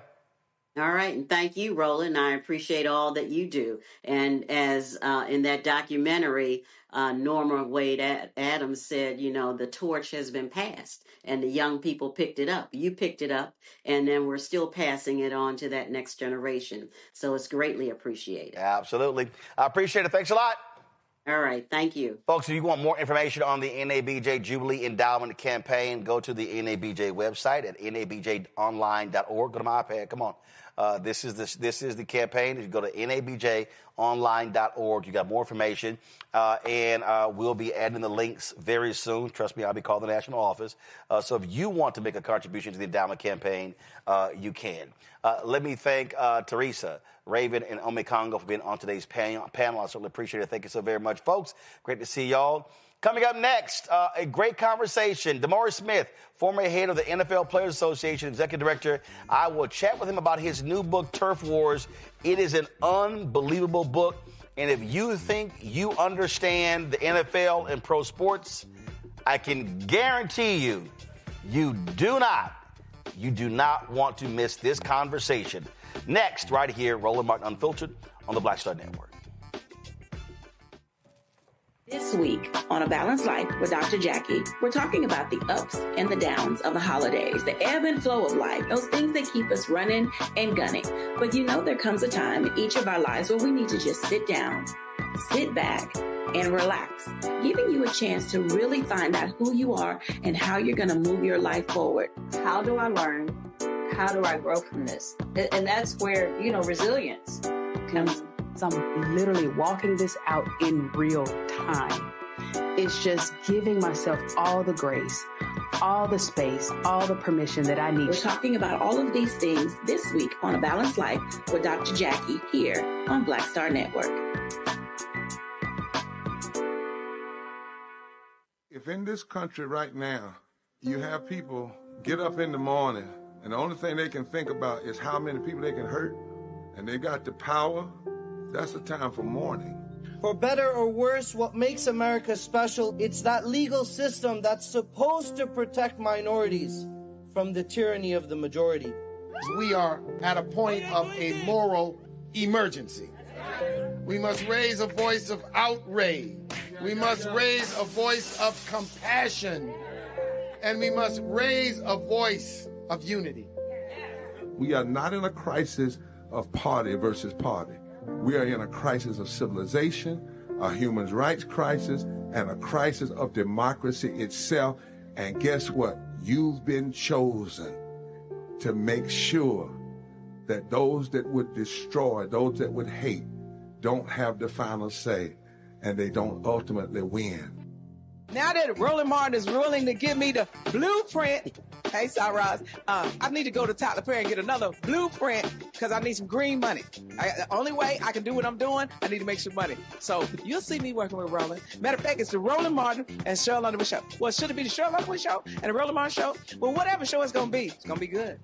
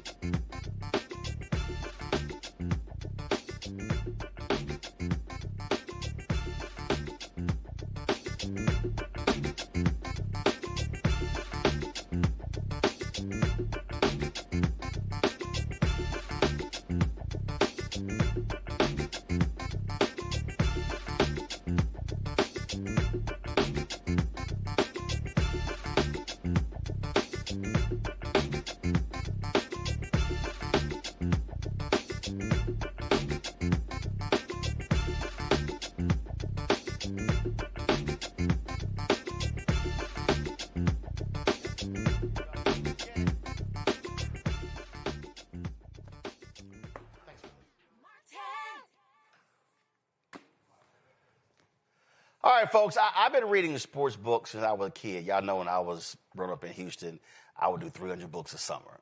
We went to the library, and my mom made us check out the maximum number of books every week, not the minimum number of books. And so I really got into a lot of sports books.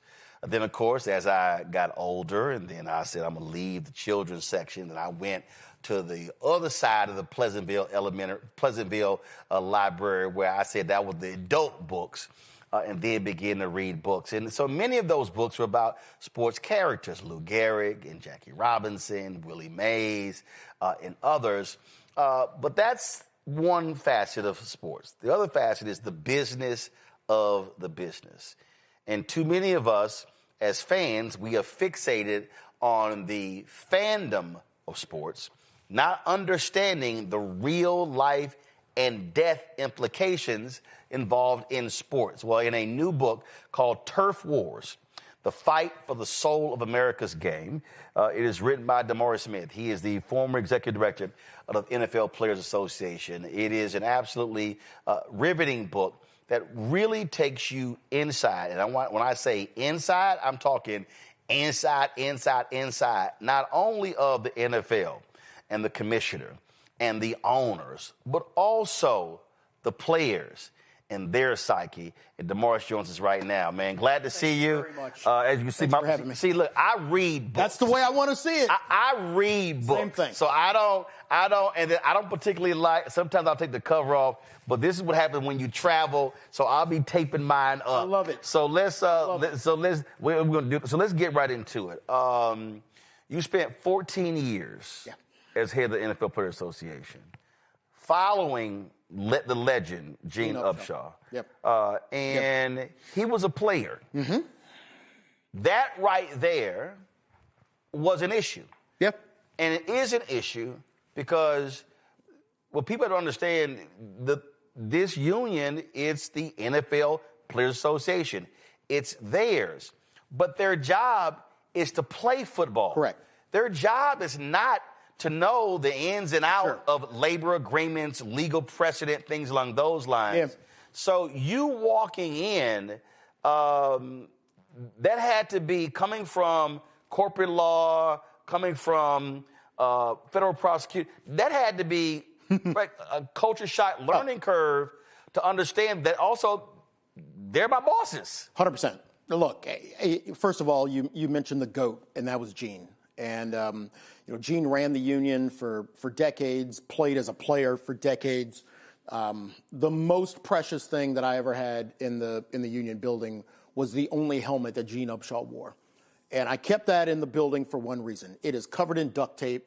It's got chip paint. But Gene really represented that hard nose. We're going to play football in a tough way, but we're also going to run this union in a tough way. And that's the way that I wanted to run the union. And coming in from, like you said, 10 years as a prosecutor, another 10 years representing big companies, it's a bit of a culture shock. The players are young, and they love playing the game. For almost all of them, it's also their first job. Right. And I think, it took me a while to start giving them a little bit more of a cushion, a little bit more of a grace. But, I remember my first job working at a restaurant sub shop, and you realize in your first job that the boss doesn't care for you.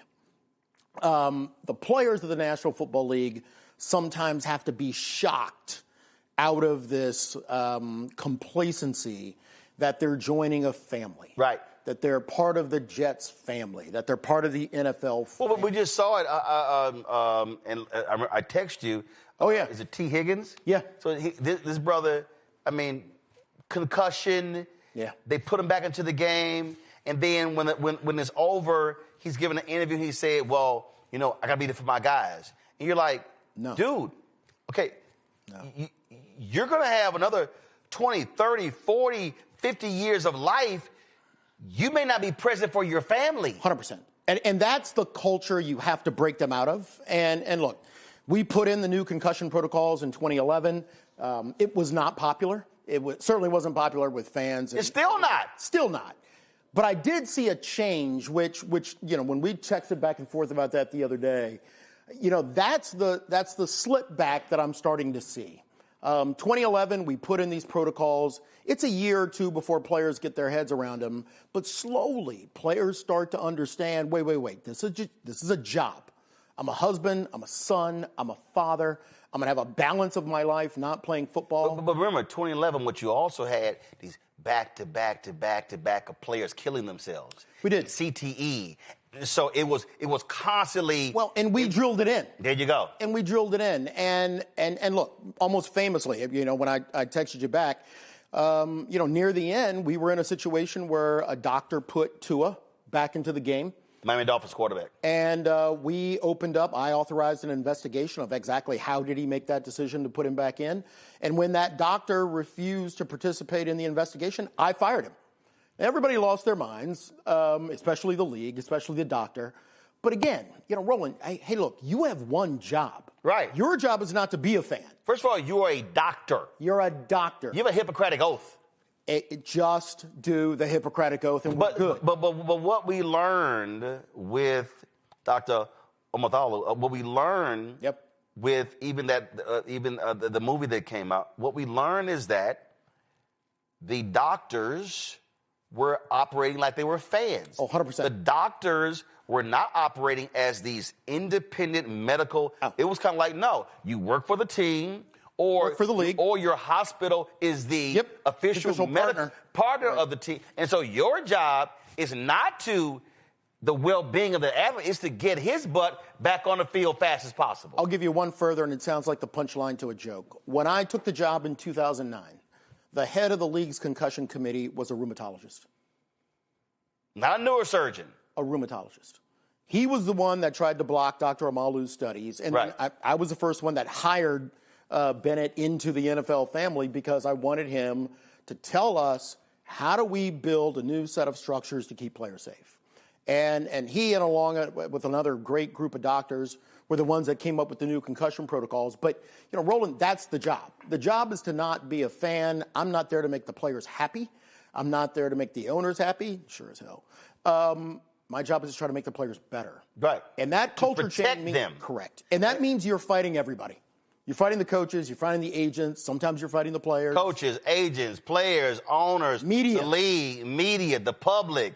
Because, again, your job is, my job is to make you as much money 100%. As long as possible, keep you healthy to get you back to your families. 100%. And hopefully that you live a much better, more productive life after you've been playing with a ball, right? I mean, the previous generation. Right. I mean, our guys are going to leave football, at the ripe old age of 26, 27. The average career is 3.3 years. 3.3 years is one pillar, 100% injury rate is the other. And that's how I saw my job. Two pillars. I'm going to do my job right between those two pillars. And frankly, sometimes let everybody else be damned. One of the things that jumped out at me when you said, first of all, you said, I'm not here to be a fan. So when you meet with Roger Goodell and he takes off his lapel pin and he slides it across the table and he says, welcome to the league, and you slide it back because you're not joining the league. No. And I think that is, a lot of people probably will be shocked to hear that, and you lay it out. No. I am here to represent the Players Association. That's it. I am not, I don't want to hear that shield crap, protect the shield. No, I protect these guys. No. Every time someone says the shield, it still makes my stomach roil. Yeah. I'm not there for the shield. No, I mean, my job is to be literally myopically focused on what is in the best interest of the players. And that simply means, to a certain extent, you can't be a fan of the game. And for me, I was a huge, you come out of the womb here, you root for the Washington football team, you do. But I realized that there was an inconsistency between me being a fan of the game and me having a responsibility only to the players. And you can't do both. And I think for the time that people try to juggle both, I think that's when it gets sideways. When you talk about mindset, I'm sitting here, and as I'm reading the book, I'm remembering the labor strife. But I'm remembering the hell that Gene caught. Players who were trashing him. I know. Who were dogging him. I know. Who, how dare you to get us a better deal? I know. And you come in and then you realize it, and you're doing your research and you're realizing how they've gotten screwed. And you're studying baseball and hockey and basketball. And I often talk about, I always have this conversation when I say the baseball players. The reason they had those guaranteed contracts, because they stood together as one and saying, we ain't playing. Well, they went through a strike. But the key is, they didn't trash their leader. No. They didn't dog the leader. No. But these owners, they also know, and this is why I love NIL today, that they were dealing with largely African Americans who were poor, who came from nothing, right, who desperately needed the money, right, and they were who were not financially savvy, and so they knew, we got y'all, because 100%. The check can control what you do, 100%, and control your mindset about what you want to do. Yeah, like what you said, Antonio Cromartie. Stop bitching about money. Money ain't nothing. Money can be here and gone. Us players, we want to go out and play football. Well, what you gonna do when you not playing and now the money is gone and you're trying to figure out how to pay into the health insurance. And then now, what about the pension? Look, it's that warrior mentality. And look, the only thing I ever wanted to do in the job is be a dog warrior. And I always thought Gene was. And to your point, Gene took so much abuse. But remember, Gene was a participant of 3 failed strikes. The union called the strikes, and star players like Joe Montana crossed the picket line. Quarterbacks. And broke the union. Because you say this, and I always believed it, but when you verified it, you said the person who is the closest to the owner on every team is that QB. 100%. And look, you either find those QBs who want to be a different cat. Yep. And I was lucky enough to have Drew Brees. Right. Because the previous strike, they screwed him. They crossed the line. Well, the quarterbacks club nearly broke the union. And there were a lot of quarterbacks in that group, and I continue to call a lot of them scabs because that's who they were. And they were the people who were paid the most, who literally came and gave the least to the union. And I will never forgive that group of people because all those men needed to do was just toe the line. Right. I mean, Gene never asked those guys to do any more than anybody else in the locker room.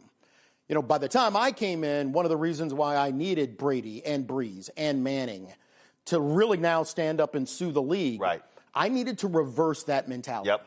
And thankfully, you know, guys who came behind those guys were always good, strong dudes, and we needed it. And see, again, so for the people who are watching and listening, you might be the NFL PA executive director, but you're dealing with, was it 32 teams? You're 32 teams, 2,500 guys. You're dealing with 31 billionaires. 32 distinct environments. And so this locker room is different from this one and from this one. And so you got to like convince cats in each one. It's not like 100%. You're having a mass meeting. You like got to go to each one, convince in each one.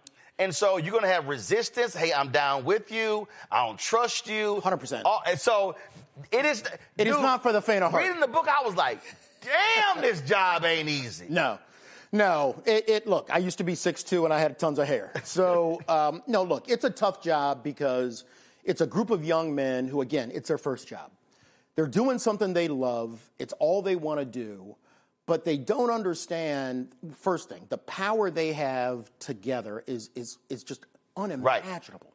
Right. Unimaginable. Or I would say the leverage and influence they 100%. have, because the power resides in that person who can say, 100%. You're cut. 100%. Well, and look, you look at the National Football League, and the only 2 entities within the league that are unionized are the referees and the players. Not the coaches. Not the coaches, not the assistant coaches. No. So when you look at the issues that the coaches are dealing with, and primarily the lack of minority representation, no union. And I used to run and pay for the coaches union. So you have no entity that's fighting on their behalf. Because they're unwilling to come together to form their own union. There you go. And so, look, I can take the bitching and the moaning and the complaining, but when all of that is directly linked to your unwillingness to stand up and fight for yourself. But see, what you're describing, though, is, and again, we have to connect the dots because Reagan gets elected, 1980. Oh, yeah. Anti-union. First thing that fires he does. the air traffic controllers. 100%. And so that was a war on unions. Yeah, and what you begin to see is this massive attack over 3 decades. Oh, yeah. Against unions. Oh, yeah. Lazy, overpaid, inhibits growth, costing us. And so people start hating unions. Yep. But what's very interesting when I think about that and what you write in this book here is that you got these players, or not the players, the NFL has been so brilliant at psychological manipulation. 100%. That they have convinced fans that, no, we own this. And so when said player holds out, how dare you? You're hurting the team, your teammates. You're letting selfish. The city down, all this sort of stuff. And people are sitting there going, get your ass back on the field. 100%. Get up there and win it for us. And I'm sitting there going, But you ain't saying nothing to the dude, and especially the owners now, who are worth 8, 10, 12, 15, 20, 100 billion, but you're sitting here pissed off at the player. But when they say, oh, I know you got a contract, we cutting your ass? 100%. No, look, the manipulation is insane. Well, look, and it's also, let's just call it the way it is. It is absolutely perpetrated by the league's TV partners, right? They just are. And so the way that I've always told players is, look, when you go down on that field and you can't get up anymore, every fan will give you the tepid applause. Oh, yeah. Thank you very much. But you know what? No one's coming to your house to make sure you've got health care. Nope. No one's going to make sure that your brain isn't scrambled. No one's going to hope that you're not going to function with CTE or Alzheimer's later on in your life. So at the end of the day, the only group of people who are there to take care of us is us. Or the case of the young kid, Jordan Travis. Oh. Massive injury to Florida State. This dude, listen, that injury cost that kid 100%. 100, 200, 300 million. Easy. Goes to the Jets, can't play, medical retirement. That one injury. And so you're yelling in college. Right. Run the ball, run. Guess what? You're excited, but you got to go home. His whole life changed with that fracture. Look, and look, is there anybody in the FBS asking the group of players, hey, do you want to add one more game to this playoff? Of course not. There's no one saying, hey, what's in the best interest of the players where, hey, man, you got to catch one more punt before you make it through the gauntlet of college football, then the gauntlet of everything connected to trying to get into the league like the combine, get into the gauntlet of training camp so that you can sign your first contract. No one else is thinking about how does this detrimentally impact the players than the players themselves. Especially when we talk about that one hit. I told Sterling Sharp this. I said, before I got to know him and become friends, I said, Sterling, you know I talked about you for years. Yeah. He was like, what? I remember I was in Dallas in the sports radio, and I'm listening, and they're going off. They're going off on some player with the Cowboys who was holding out. Now, first of all, I despise the Cowboys more than I hate the Klan. Yep. Trust me, and the Grand Wizard Jerry, same thing. I hate the Cowboys. But I'm listening to this radio show, and I was so pissed off, and I called in. I said, let me explain something to y'all. I said, Packers win the Super Bowl. I said, and Sterling holds out. Mm-hmm. And one reason I don't give a shit about Brett Favre, and you hit him in a book, is that Sterling needs to be back here in camp. And I'm like, oh, no, Brett, you got your money. 100%. But you want Sterling to come back, and I think he did it later with another, I think it was not Donald Driver, but it was another receiver. He left the Packers, and he went to the Broncos. Yeah. Same thing. So what happens? Sterling holds out, gets his money, 10th or 11th game, suffers an injury, career over that could have been life-threatening. If Sterling did not hold out for his money, he's done.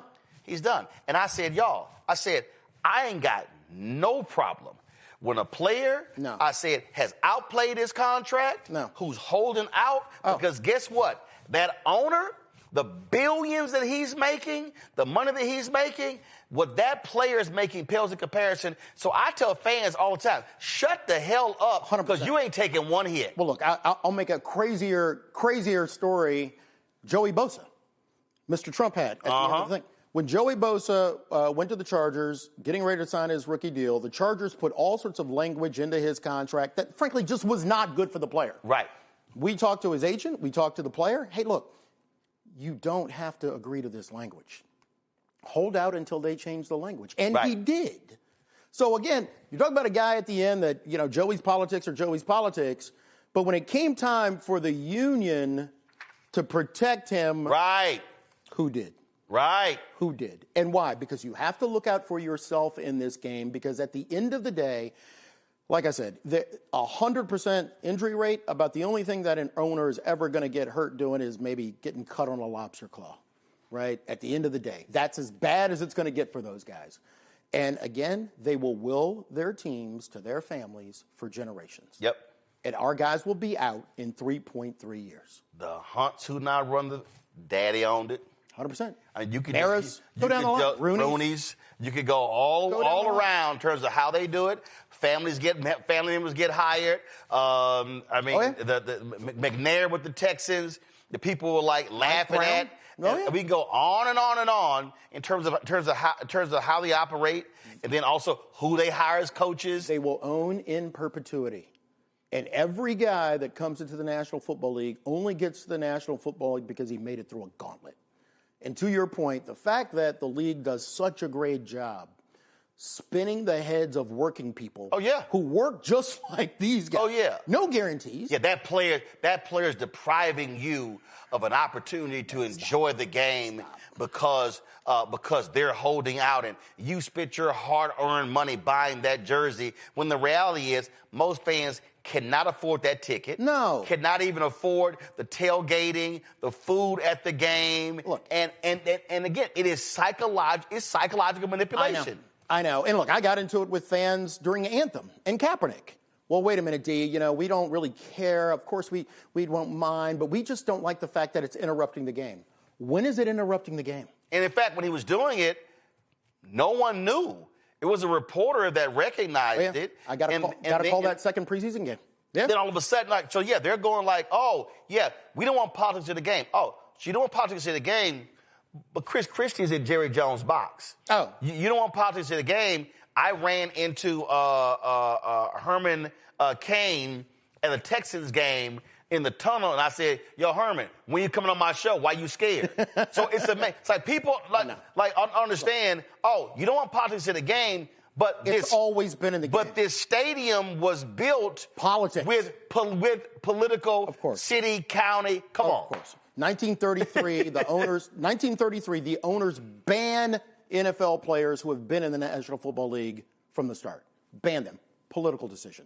When they go to get their antitrust exemption so that they don't have any competition whatsoever, that's purely politics. That was Congress. 100%. When they get their 501c6 nonprofit status, political or not political. So this idea that somehow politics has never been in sport and a fan saying, hey, we just don't like the anthem because it's putting politics into sport, your butt is in the seat at the stadium only because of politics. Right. That's it. And so when the Chiefs are pissed off right now because the voters didn't give them the referendum. Didn't give them the referendum. And they're pissed off. That's politics. That's politics. And so, we are in a macro political system in America now that is run by oligarchs.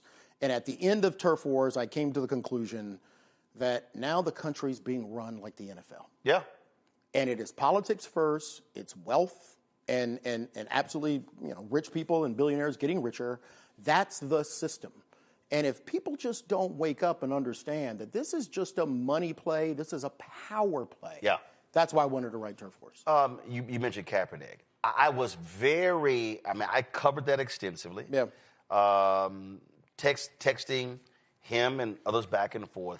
But I was shocked reading your book at how he wasn't even talking to y'all. And the reason I remember that vividly, because the protest and people who were involved in it. Yeah. I remember the conversations, and folks were like, "Well, okay, dude, are you in this? Are you not? Right. Are you leading this? Are you not? Like, what are you doing?" And then, so you don't want people wearing jerseys and going to games.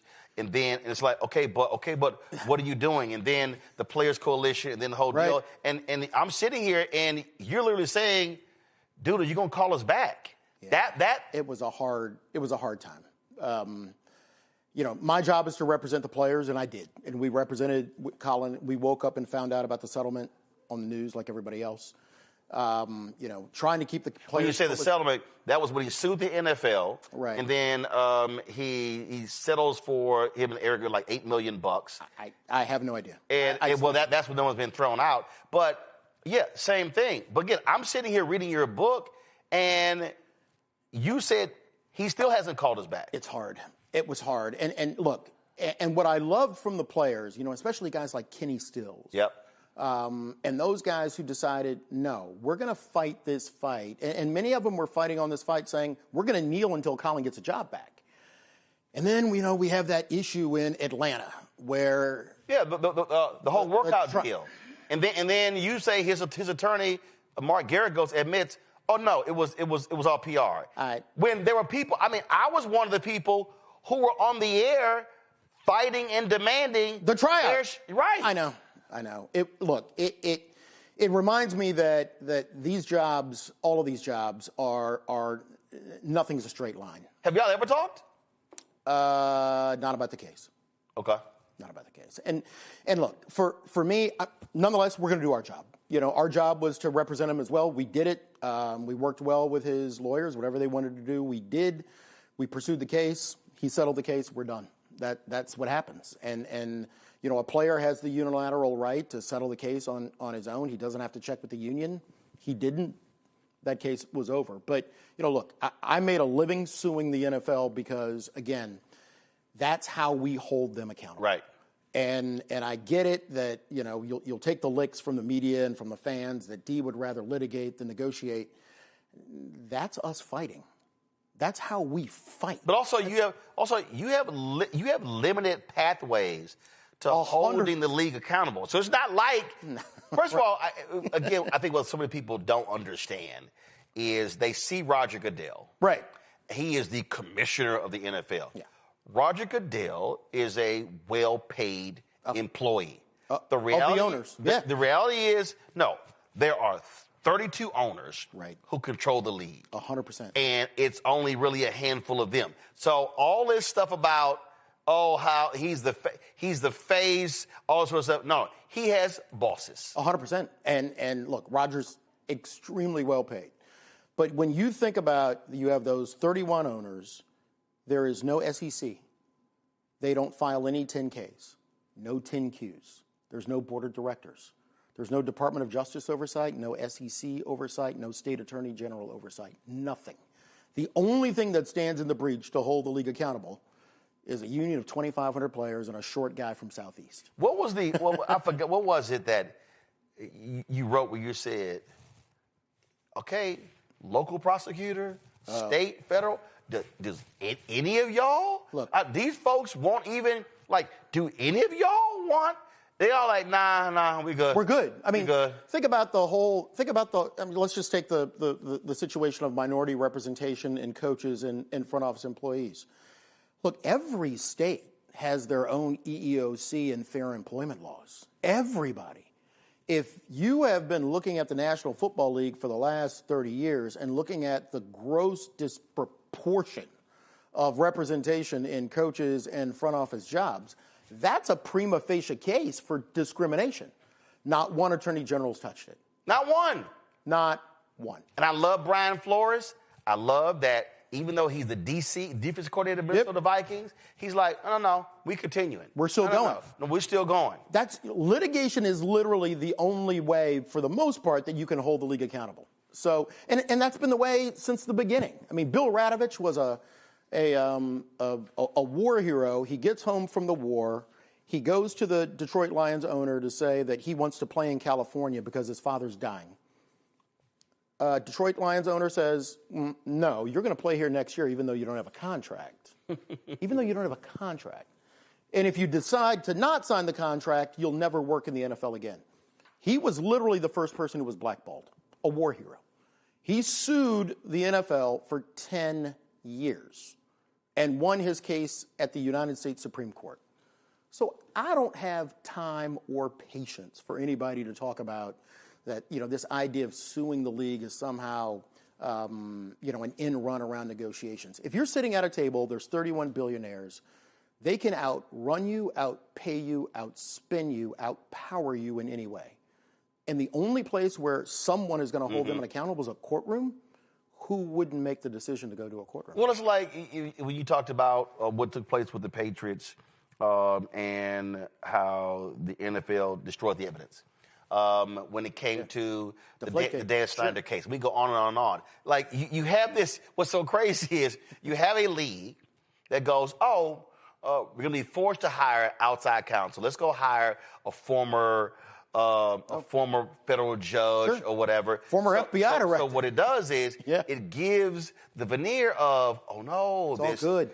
When in fact, no, you're paying that person. You get to see their report. 100%. You get to redact their report. 100%. You get to determine what gets released. So how? But again, the PR is, oh no, this is beyond reproach. Oh, 100%. And look, I went through it with Bounty. I went through it with Ray Rice. Went through it with Deflategate. And all three of those were exactly as you described. We're going to investigate this the way that we want to investigate it. We're not going to let anybody see. If it comes to evidence that needs to be held so that we can look at it, so the player can look at it, oh, no, it's gone. And then they write a report, and then they give it to everybody in the network, and then everybody in the network says, hey, this thing's good. It's all wrapped up now. No. So I made a decision early on that the players hired someone to go to war. And my only job was to go to war. It's not to make friends. It's not to appease people, not to make everybody happy. Not even there to promote the game. I'm not there to promote the game. I'm there to make sure that the players have some sense of safety. And what they need to find out now, what these new players who now are moving to whomever their next leader is going to be, they just simply have to make a decision whether they're going to hire a warrior or someone who is a caretaker. And those are two separate jobs. Right. You when you mentioned Joey Bosa earlier in the contract language, I cracked up laughing at Kirk Cousins bitching about the what's the franchise tag. The franchise tag. Kirk, I mean, he's bitching, and you're sitting here going, dude, really? Really? And the person who has benefited the absolute most is the person who's bitching, Kirk Cousins. And then you go in, then start going into Tom Brady, and you're like, dude, I need you to maximize your contract. Right. Helping everybody else. The Lamar Jackson deal. I mean, that was I remember, listen, I'm a Houston Texans. I'm born and raised in Houston. I'm all Houston. But I was yelling, y'all, this is absolute collusion. Absolutely. How in the hell the MVP becomes available and nobody bids? Nope. The Atlanta Falcons go, oh no, we're good. Your QB sucks. And this is the MVP. They were like, oh, damn it, you gave Deshaun that contract? 100%. The hell with guaranteed deals. And look, I have never seen the league more blatantly willing to rub it into the players' faces than during Lamar. That was collusion. And that's why I sued them. I sued them. You know, the case was pending when I left.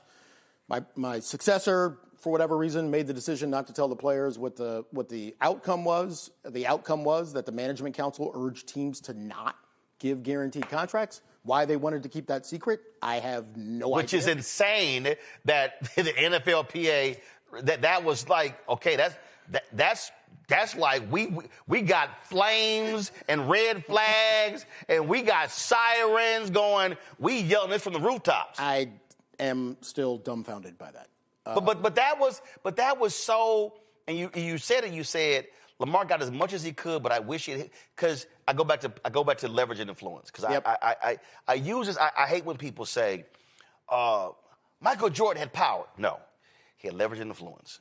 100%. When Abe Pollan fired his ass, Michael learned what power was. 100%. And so we were all here for that one. Oh, I use that example all the time. Oh, yeah.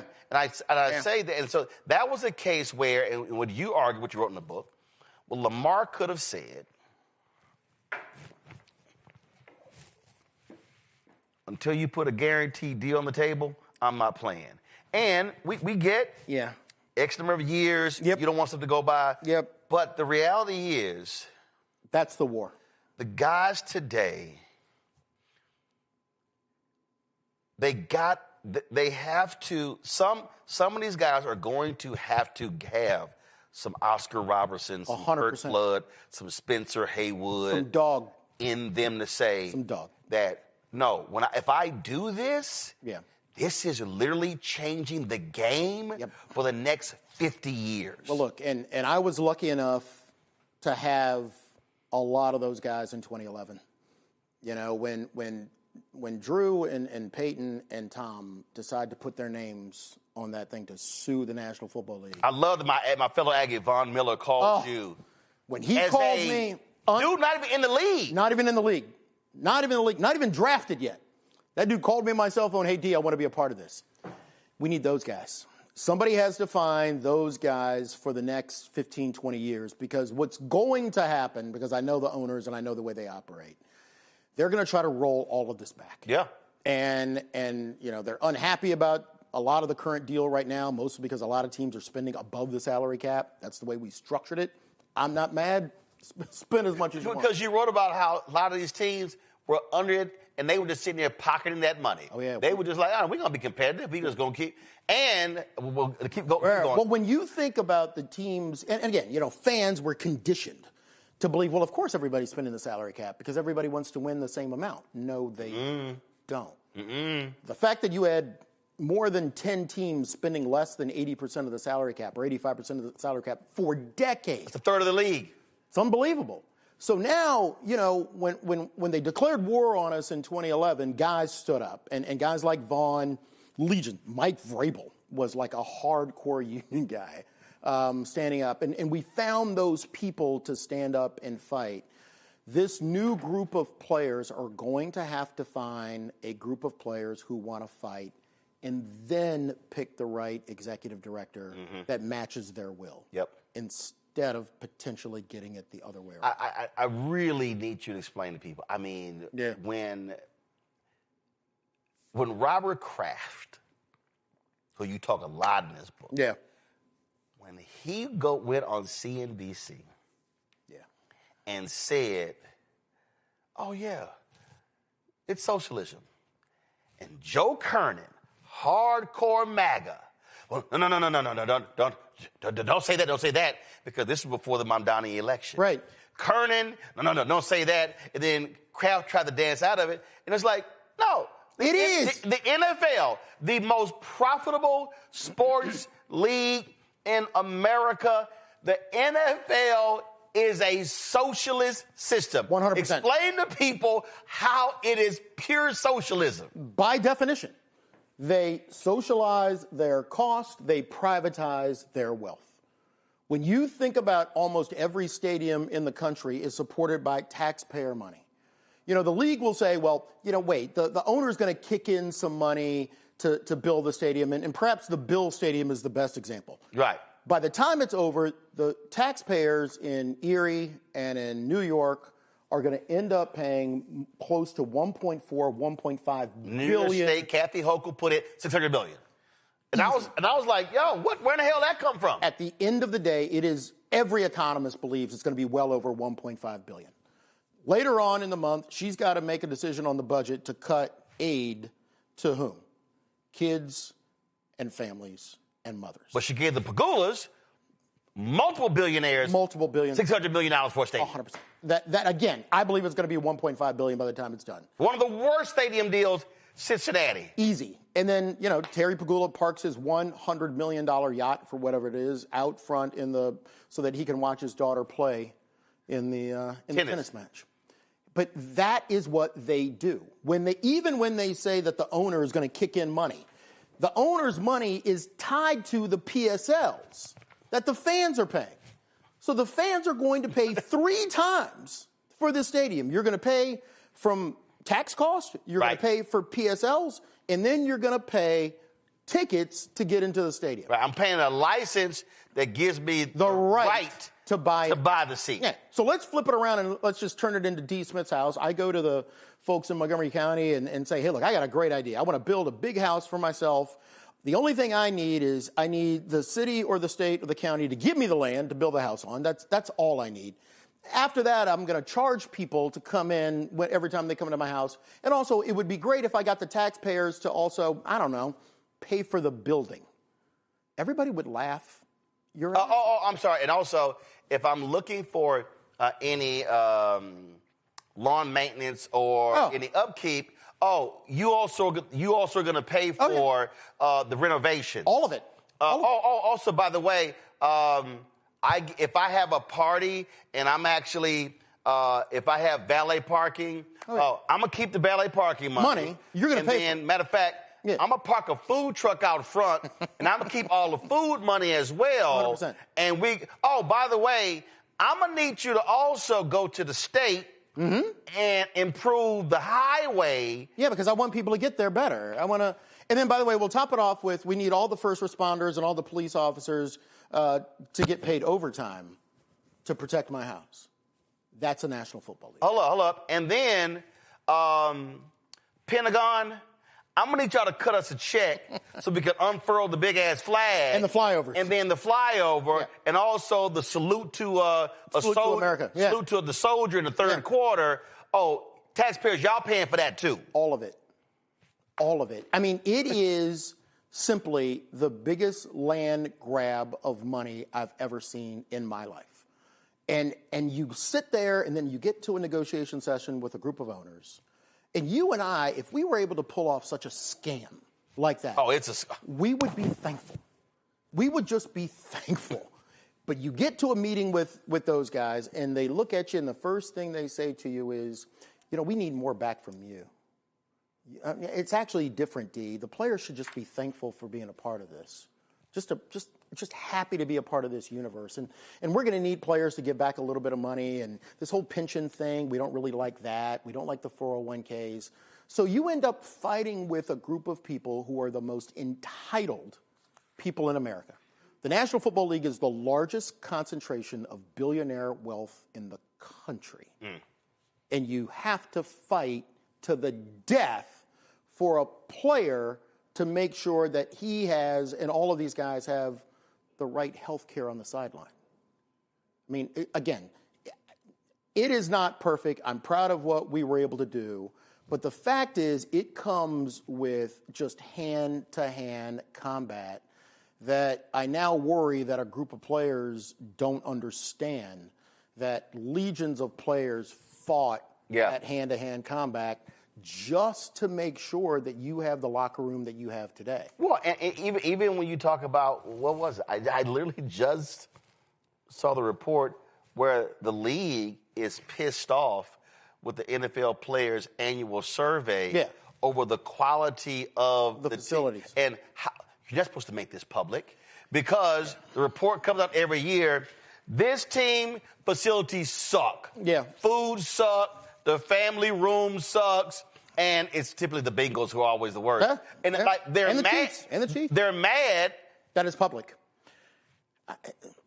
It is a surreal world, right, where you want to hold them accountable. I think the next thing the players have to do with that is collectively bargain to make the facilities better, right? I mean, look, I love the idea of the survey, but the next thing that you have to do after that is go and fight to make all of the facilities meet some because what the players have to, but this is and then, again, it goes back to leverage and influence. Yes. There literally is no game without the players. Correct. If the players said, I go back to when the NCAA was scared as hell that Nolan Richardson and John Thompson were going to boycott. I remember the one when Thompson walked off the court. 40 minutes of hell. I think it was Prop 48. Yeah. 40 minutes of hell, Nolan Richardson. Oh, yeah. They were scared that, oh, my God, if the tournament comes, that these cats are not going to come out for tip-off.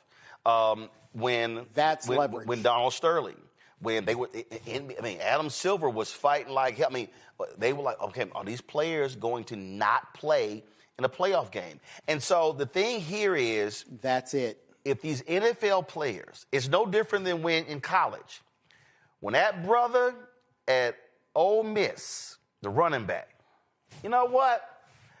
I ain't really feeling playing with that Confederate emblem on that flag. That's right.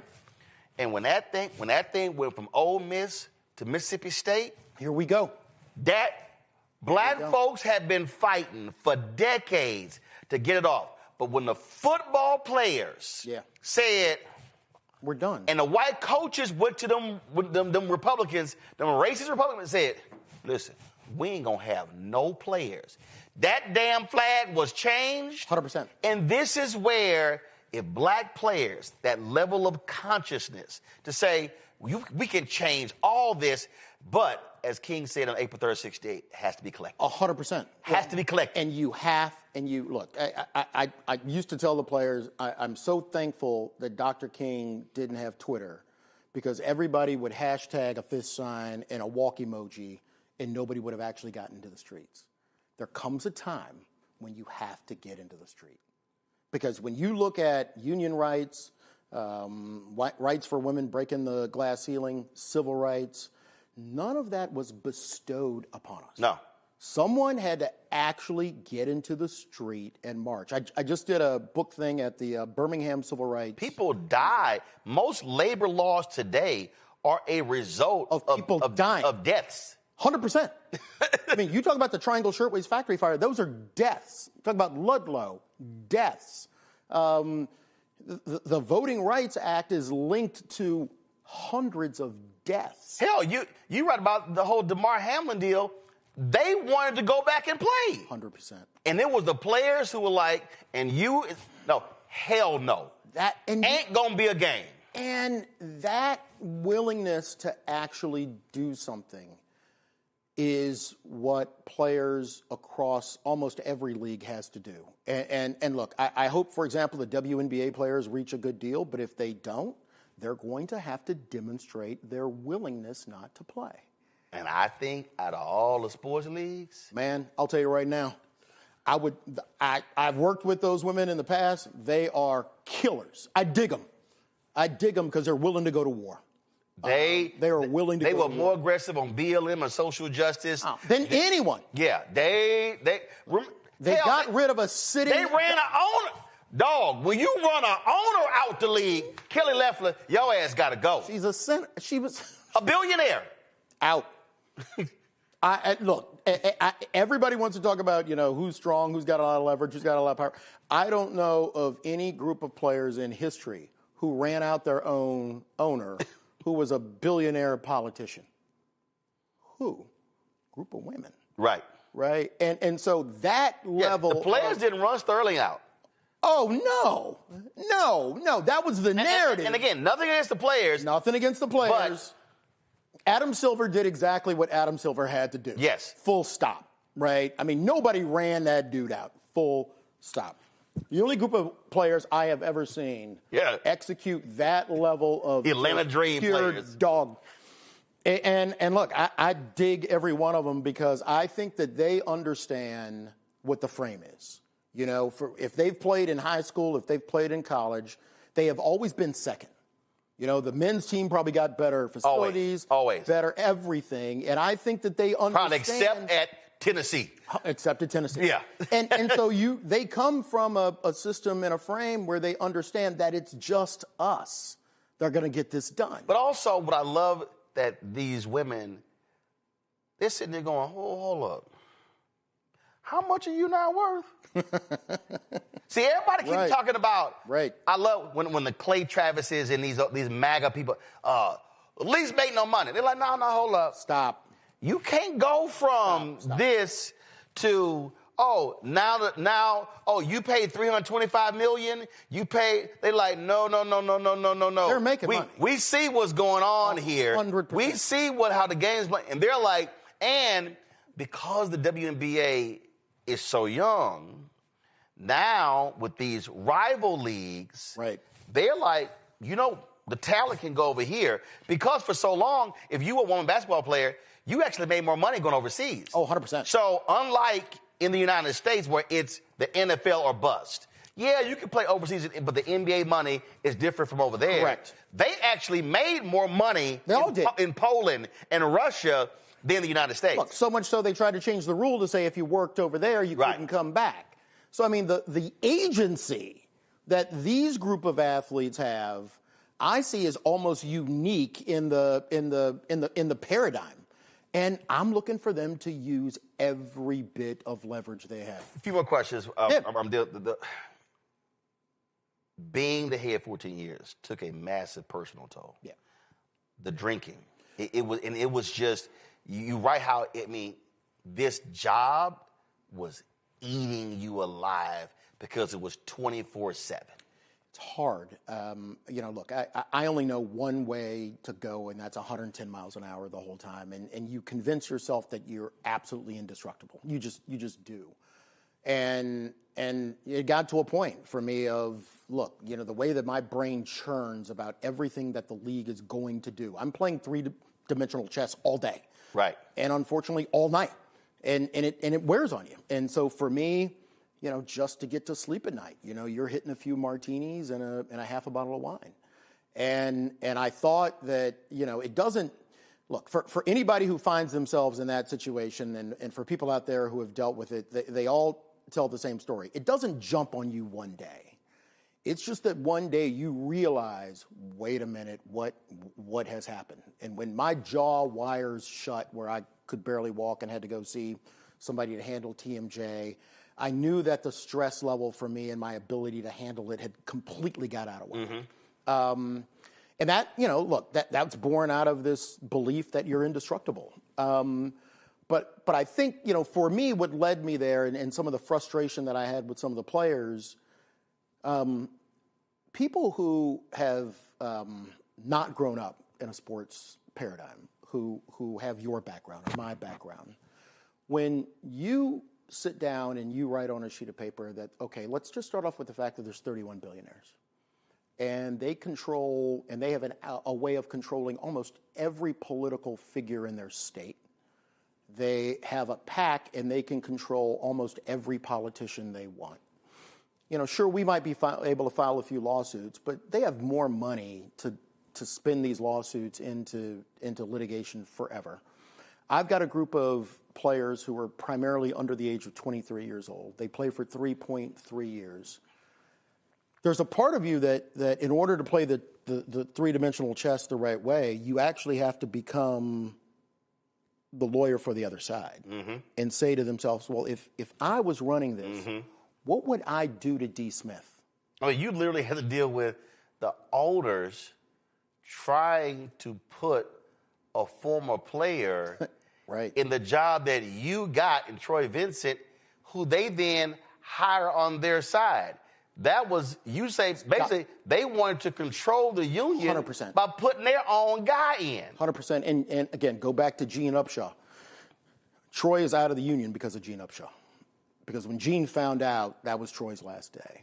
And Gene understood the stakes, I think, better than anyone. And in some respects, he was much stronger and a much more powerful leader than I would ever be. He was also willing to do things that I'm not sure I could do.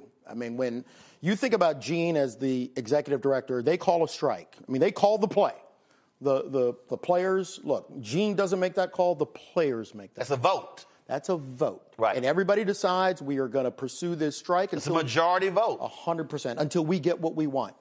And then again, players like Joe Montana crossed that picket line and killed. I think Elway crossed too. Oh, yes. Yeah. Yeah. And so when the high-profile players killed that strike and killed that picket line, and that strike is over, who has to pick up the phone to call Paul Tagliabue to say, hey, by the way, you won, we lost, and now you have to beg to come back to work?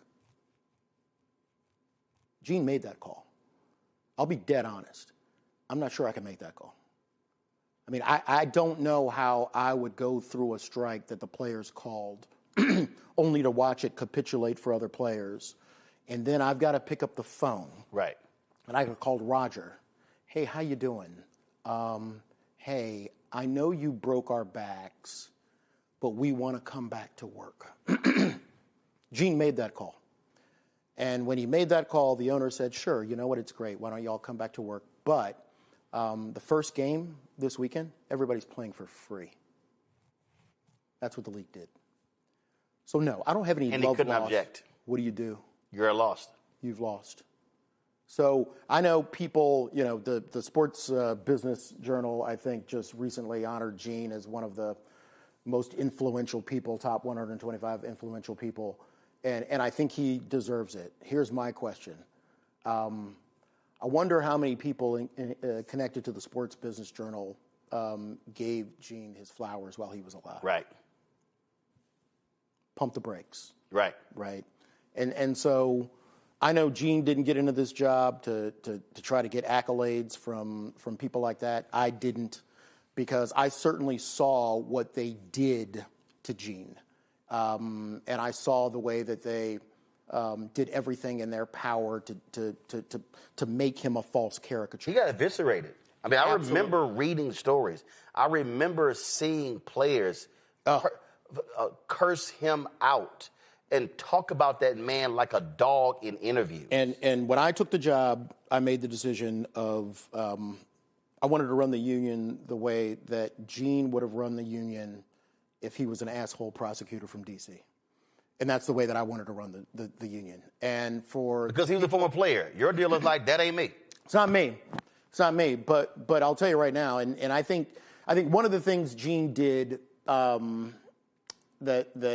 I didn't do, especially when it came to former players, bad-mouthing Gene, I think the code of being a player, I think Gene kind of gave it a pass. Right. And let those players kind of say whatever they say.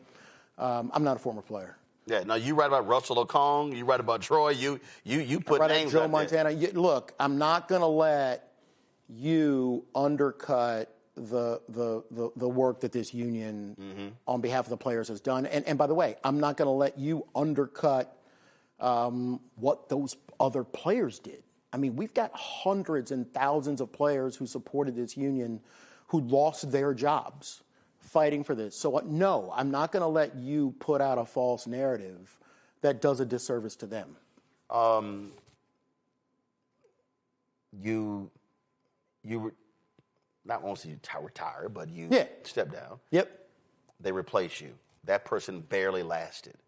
They're now in a conundrum. Yeah. You fought. There were people who you were fighting for. Do they reach out and say, D, give us some advice? Because to your point, listen, when these TV contracts are coming up, all that sort of stuff, you got to decide, who do I want? Do I want a pit bull in there swinging for us? And what they just went through, that was shocking. Shocking. That I don't even know, it lasted a year. Almost two. I'm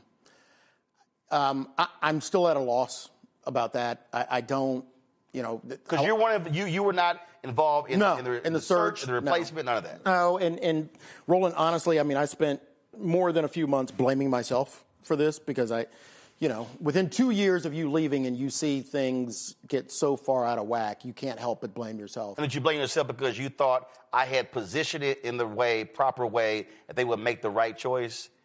I thought I had taught. Got it. And again, I always thought that my main job vis-a-vis the players was a teacher, right? Because you have to teach a group of people who've never had a job what this is. You've got to tell them about John Mackey. Yeah, but you also are teaching them, though, which is, again, this is a union, the intricacies of labor law. Yeah. You're teaching them finances. You're teaching them P and their responsibilities. I mean, again, you're talking about a $15, $20 billion, $25 billion.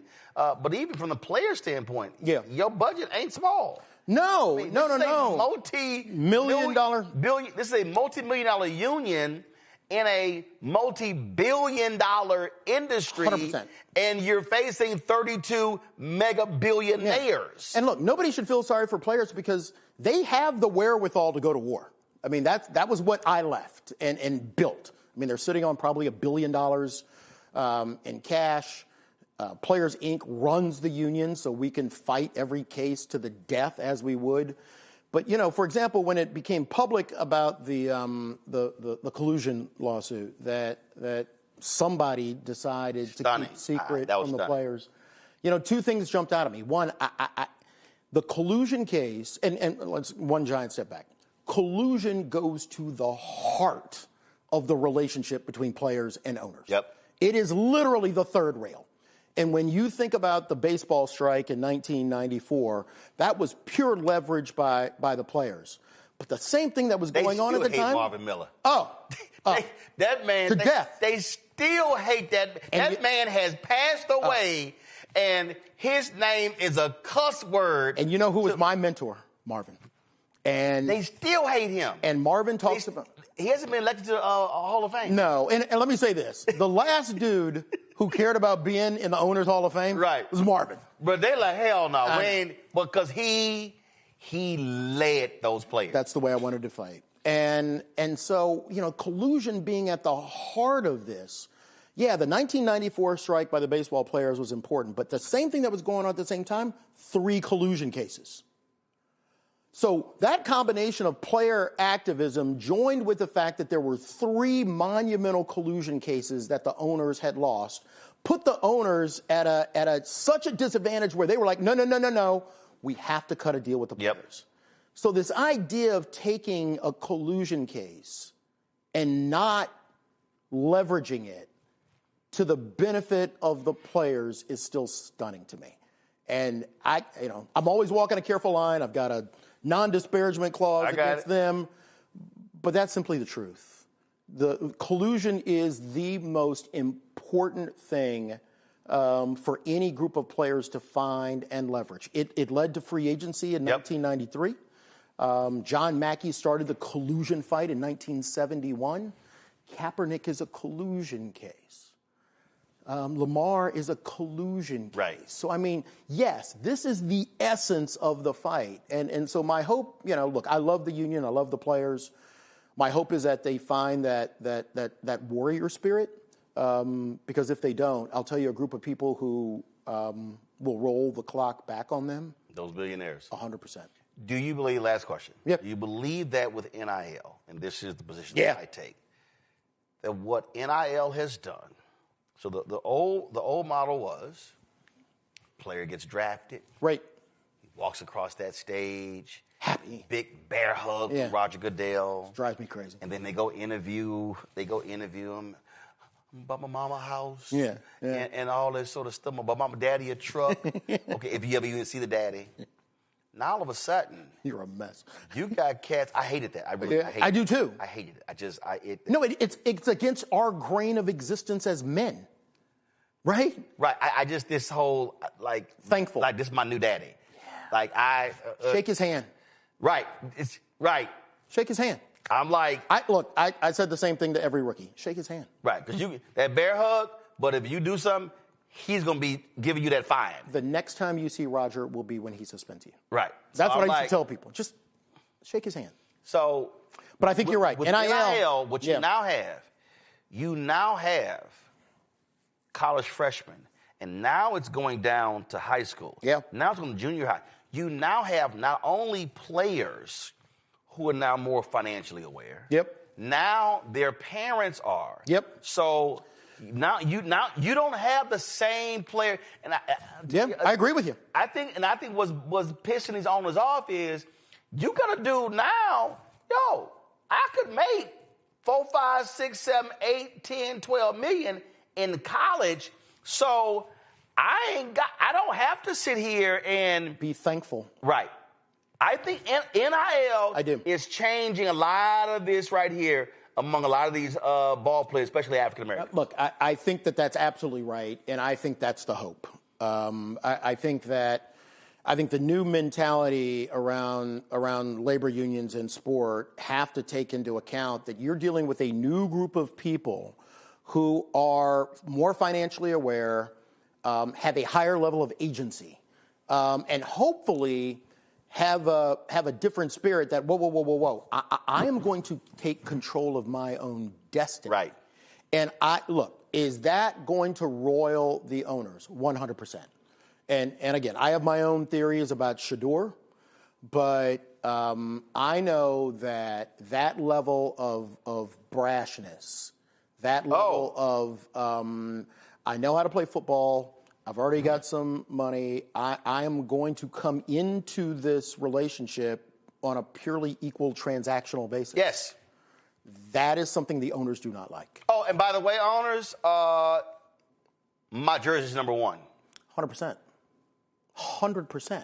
And so Haslam, your sons are wearing number 12. 100%. Not Dylan Gabriel. And that, again, it is now the time. They can't handle that. It is now the time to take the mantle of being a warrior and let's go, right? Because this system, I'm proud of the things we've done, but this system is also ripe for a revolution. Oh, yes. And those things are good for working people. See, that's why I've had some conversations and colleagues of mine with and I wish we were having this when Michelle was still there, but then she was leaving. Yeah. At the NBA PA. The NBA players. I love her to death. But what's happening is, and I had a conversation with the retired president of the Retired Player Association, and I said, bruh, you guys understand, you guys are all individual corporations. I said, right. What is the most fascinating thing? If you take All the Smoke, you take The Pivot, you take all of these different shows. This is why, and I'm like, y'all got to see this thing differently. I'm like, stop going do deals with these cats over here making them money. I said, what makes these podcasts successful are your stories. 100%. So your story, you're taking us inside the locker room. Right. We can't go there. I can be a reporter and say what I heard, but no, you're saying what I know. Right. And I said, so you're now I said, all these cats are now doing these individual deals. I said, as opposed to if y'all create a collective and then say, no, we're going to go out and sell these shows as a collective. Sure. We're going to go cut brand deals. We're going to go cut, you just saw the Jeff Teague, their podcast, just a deal with Adidas. So now all of a sudden, so as opposed to individual, no. You should be moving as a collective because every time, what people don't realize, all of these same stories, that's how documentaries are made. 100%. Why do they have to executive produce a documentary? Y'all can actually go out and hire your own filmmakers. Oh, easy. Now you're talking about, yes, you're making money over here, but this is a multi-billion-dollar industry. And that's it's power. Media deal. 100%. The NFL and the NBA and Major League Baseball and soccer and PGA, it's all media deals. Oh, no. I'm saying to the players, that's right. Y'all got to be in the media business. I know. Well, look, one of the reasons I created One Team Partners was that. Getting everybody together on a group licensing page so that we dictate our own destiny, right? Now, think about what happens to your point. Explain that for folks who don't know, because that was NFL and... Right, NFL, Major League Baseball, soccer... So now y'all are moving as a collective. Correct. I can negotiate a higher... 100%. I got you. And so our deal-over-deal ratio went through the roof. It holds all of the people that we do deals with accountable, because if you do a deal that screws one of our partners, guess what? No. So this idea of a collective is literally the thing that changes. Look, institutions don't change. People change. Right? And the idea of a collective, imagine what happens if a group of basketball players or football players decide, we're not going to give away the free interviews to ESPN anymore. Right. We're going to create NewCo, and we're going to do it ourselves. What was that when the magazine, the players, Derek Jeter, that's what that was. The magazine, the player, it was called the Players Tribune. Yeah. I mean, that was that nation idea. It was sort of like, wait a minute, hold up. Why do I'm driving ESPN. I'm driving TNT. Without us, you don't have shit to talk about when the game's over. One of the biggest fights I got into in the National Football League, if you think back to Marshawn Lynch, who I remember famously, I remember it. Didn't want to come to the press conference, and the way the CBA is written, it only says that the players have to be available. No player has to give an interview. I mean, and I fought that thing so hard. Why? Because at some point, this collective is going to understand that the media deals and our ability to go directly to the consumer is going to absolutely change this market. Did you see the movie? I guarantee you saw it. I love the movie because he shot it with an iPhone. That's one of the reasons why I love High Flying Bird. Oh, yeah. I love it because the crux of that is, self-media silo. We're the product. If we can sell tickets, get excited. So many of the players, and again, I've talked to players. We talked privately. They'll come to me and they say, man, how did you build this show and network? I said, guys, you're in the media business. 100%. I said, that's how they sell shoes and everything else. Well, they're in the media business. And look, and once you are in the media business and you have that piece of leverage, then you use that leverage when it comes time to asymmetrically negotiate a new collective bargaining agreement, right? That's the power. But it takes vision, it takes a level of discipline, but it honestly has to start with a group of players who have to decide that we don't want to be complacent. And that's literally, I think, what's the theme. Complacent, or I'll say satisfied. That's what. So I always think back to the movie Malcolm X, when Denzel playing Malcolm X, Brother Johnson's beaten by the cops. He says, call an ambulance. And they call the ambulance, and the cop goes, all right, you got what you wanted. Now let's break this up. He goes, no, I'm not satisfied. On to the hospital.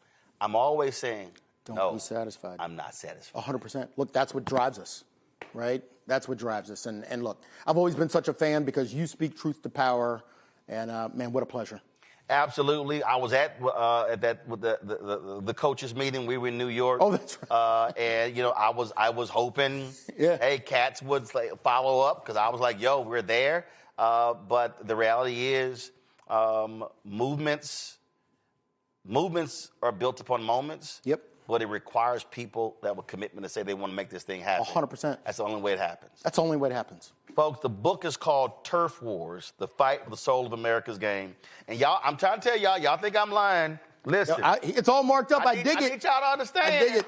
That's what I love. That's what I love. I go through. That's what I love. go through highlighters. And so I'm trying to tell you. That's the biggest honor that you can give me, I'm trying to tell you. When I work through a book. I go, look, all my books, it's a highlighter. I have 2 or 3 highlighters because if one goes dry, I'm good. 100%. And then people always ask me, why don't you get your books? But I said, no, because I actually will go back and pull something from. So, fascinating book as well. Demarcus, I appreciate it. My brother. Folks, Thank you, brother. that is it for us. Again, be sure to get the book, Turf Wars. I guarantee you absolutely will have a totally different understanding of the NFL. We want y'all to support the show. Of course, look, we ain't got no millionaires and billionaires cutting us checks. We started this show 7 years ago. Now we have this network. We have 3 other shows. We're launching a daily news show next month. We're launching a weekly health show as well. We're trying to launch a business show, all because what we focus on is centering African Americans, speaking to the issues that we care about, where we're not an afterthought. We're sort of a side story, a part of the story. We are the central part of the story. So your support is critical. I said this on our 7th anniversary, September 4th. The goal was to raise $1 million between then and the end of the year. We got 15 days left because, again, 2026 is going to be huge. We're going to be traveling around the country. We're going to be in North Carolina, Georgia, Texas, doing town hall discussions because we've got midterm elections. But there's a lot of things that will be going on, and so your support is critical. If you want to join our Bring the Funk fan club, I told y'all, I don't send hats, T-shirts, or whatever. When you give, that money goes right back into this show. And I told you, the live streaming unit we have, I just approved a 3rd one. That's $20,000. The Associated Press cut them $180,000 check. We got some new. We got some new things coming with our app. We're switching providers. We have more details with that. That was $110,000. And so in the past 2 weeks, I've literally cut checks for $450,000. And so nothing about this show is free. So your support is absolutely critically important. You want to contribute via Cash App, use the Stripe QR code. You see it right here, bottom left-hand corner. That's also for credit cards. PayPal is R Martin Unfiltered. Venmo is RM Unfiltered. Zelle, Roland at RolandSMartin.com. Roland at RolandMartinUnfiltered.com.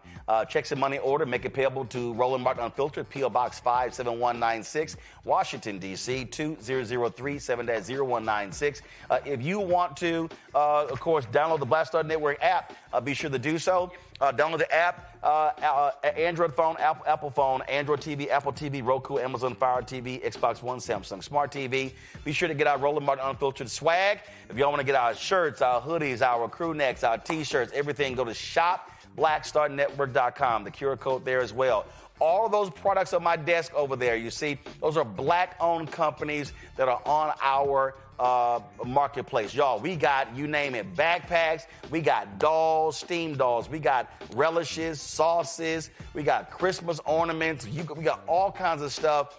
Go to shopblackstarnetwork.com. When you buy those products, and look, y'all buying Christmas gifts, buy Black-owned, okay? When you buy those products, then you also are supporting this show as well. So go to shopblackstarnetwork.com. Don't forget, fan base. It is just 2 days left in the capital raise. They're trying to raise $17 million. They crossed $15 million. You got 2 days left. I'm going to have Isaac Hayes III on tomorrow. That's it. The fundraising round closes on Wednesday.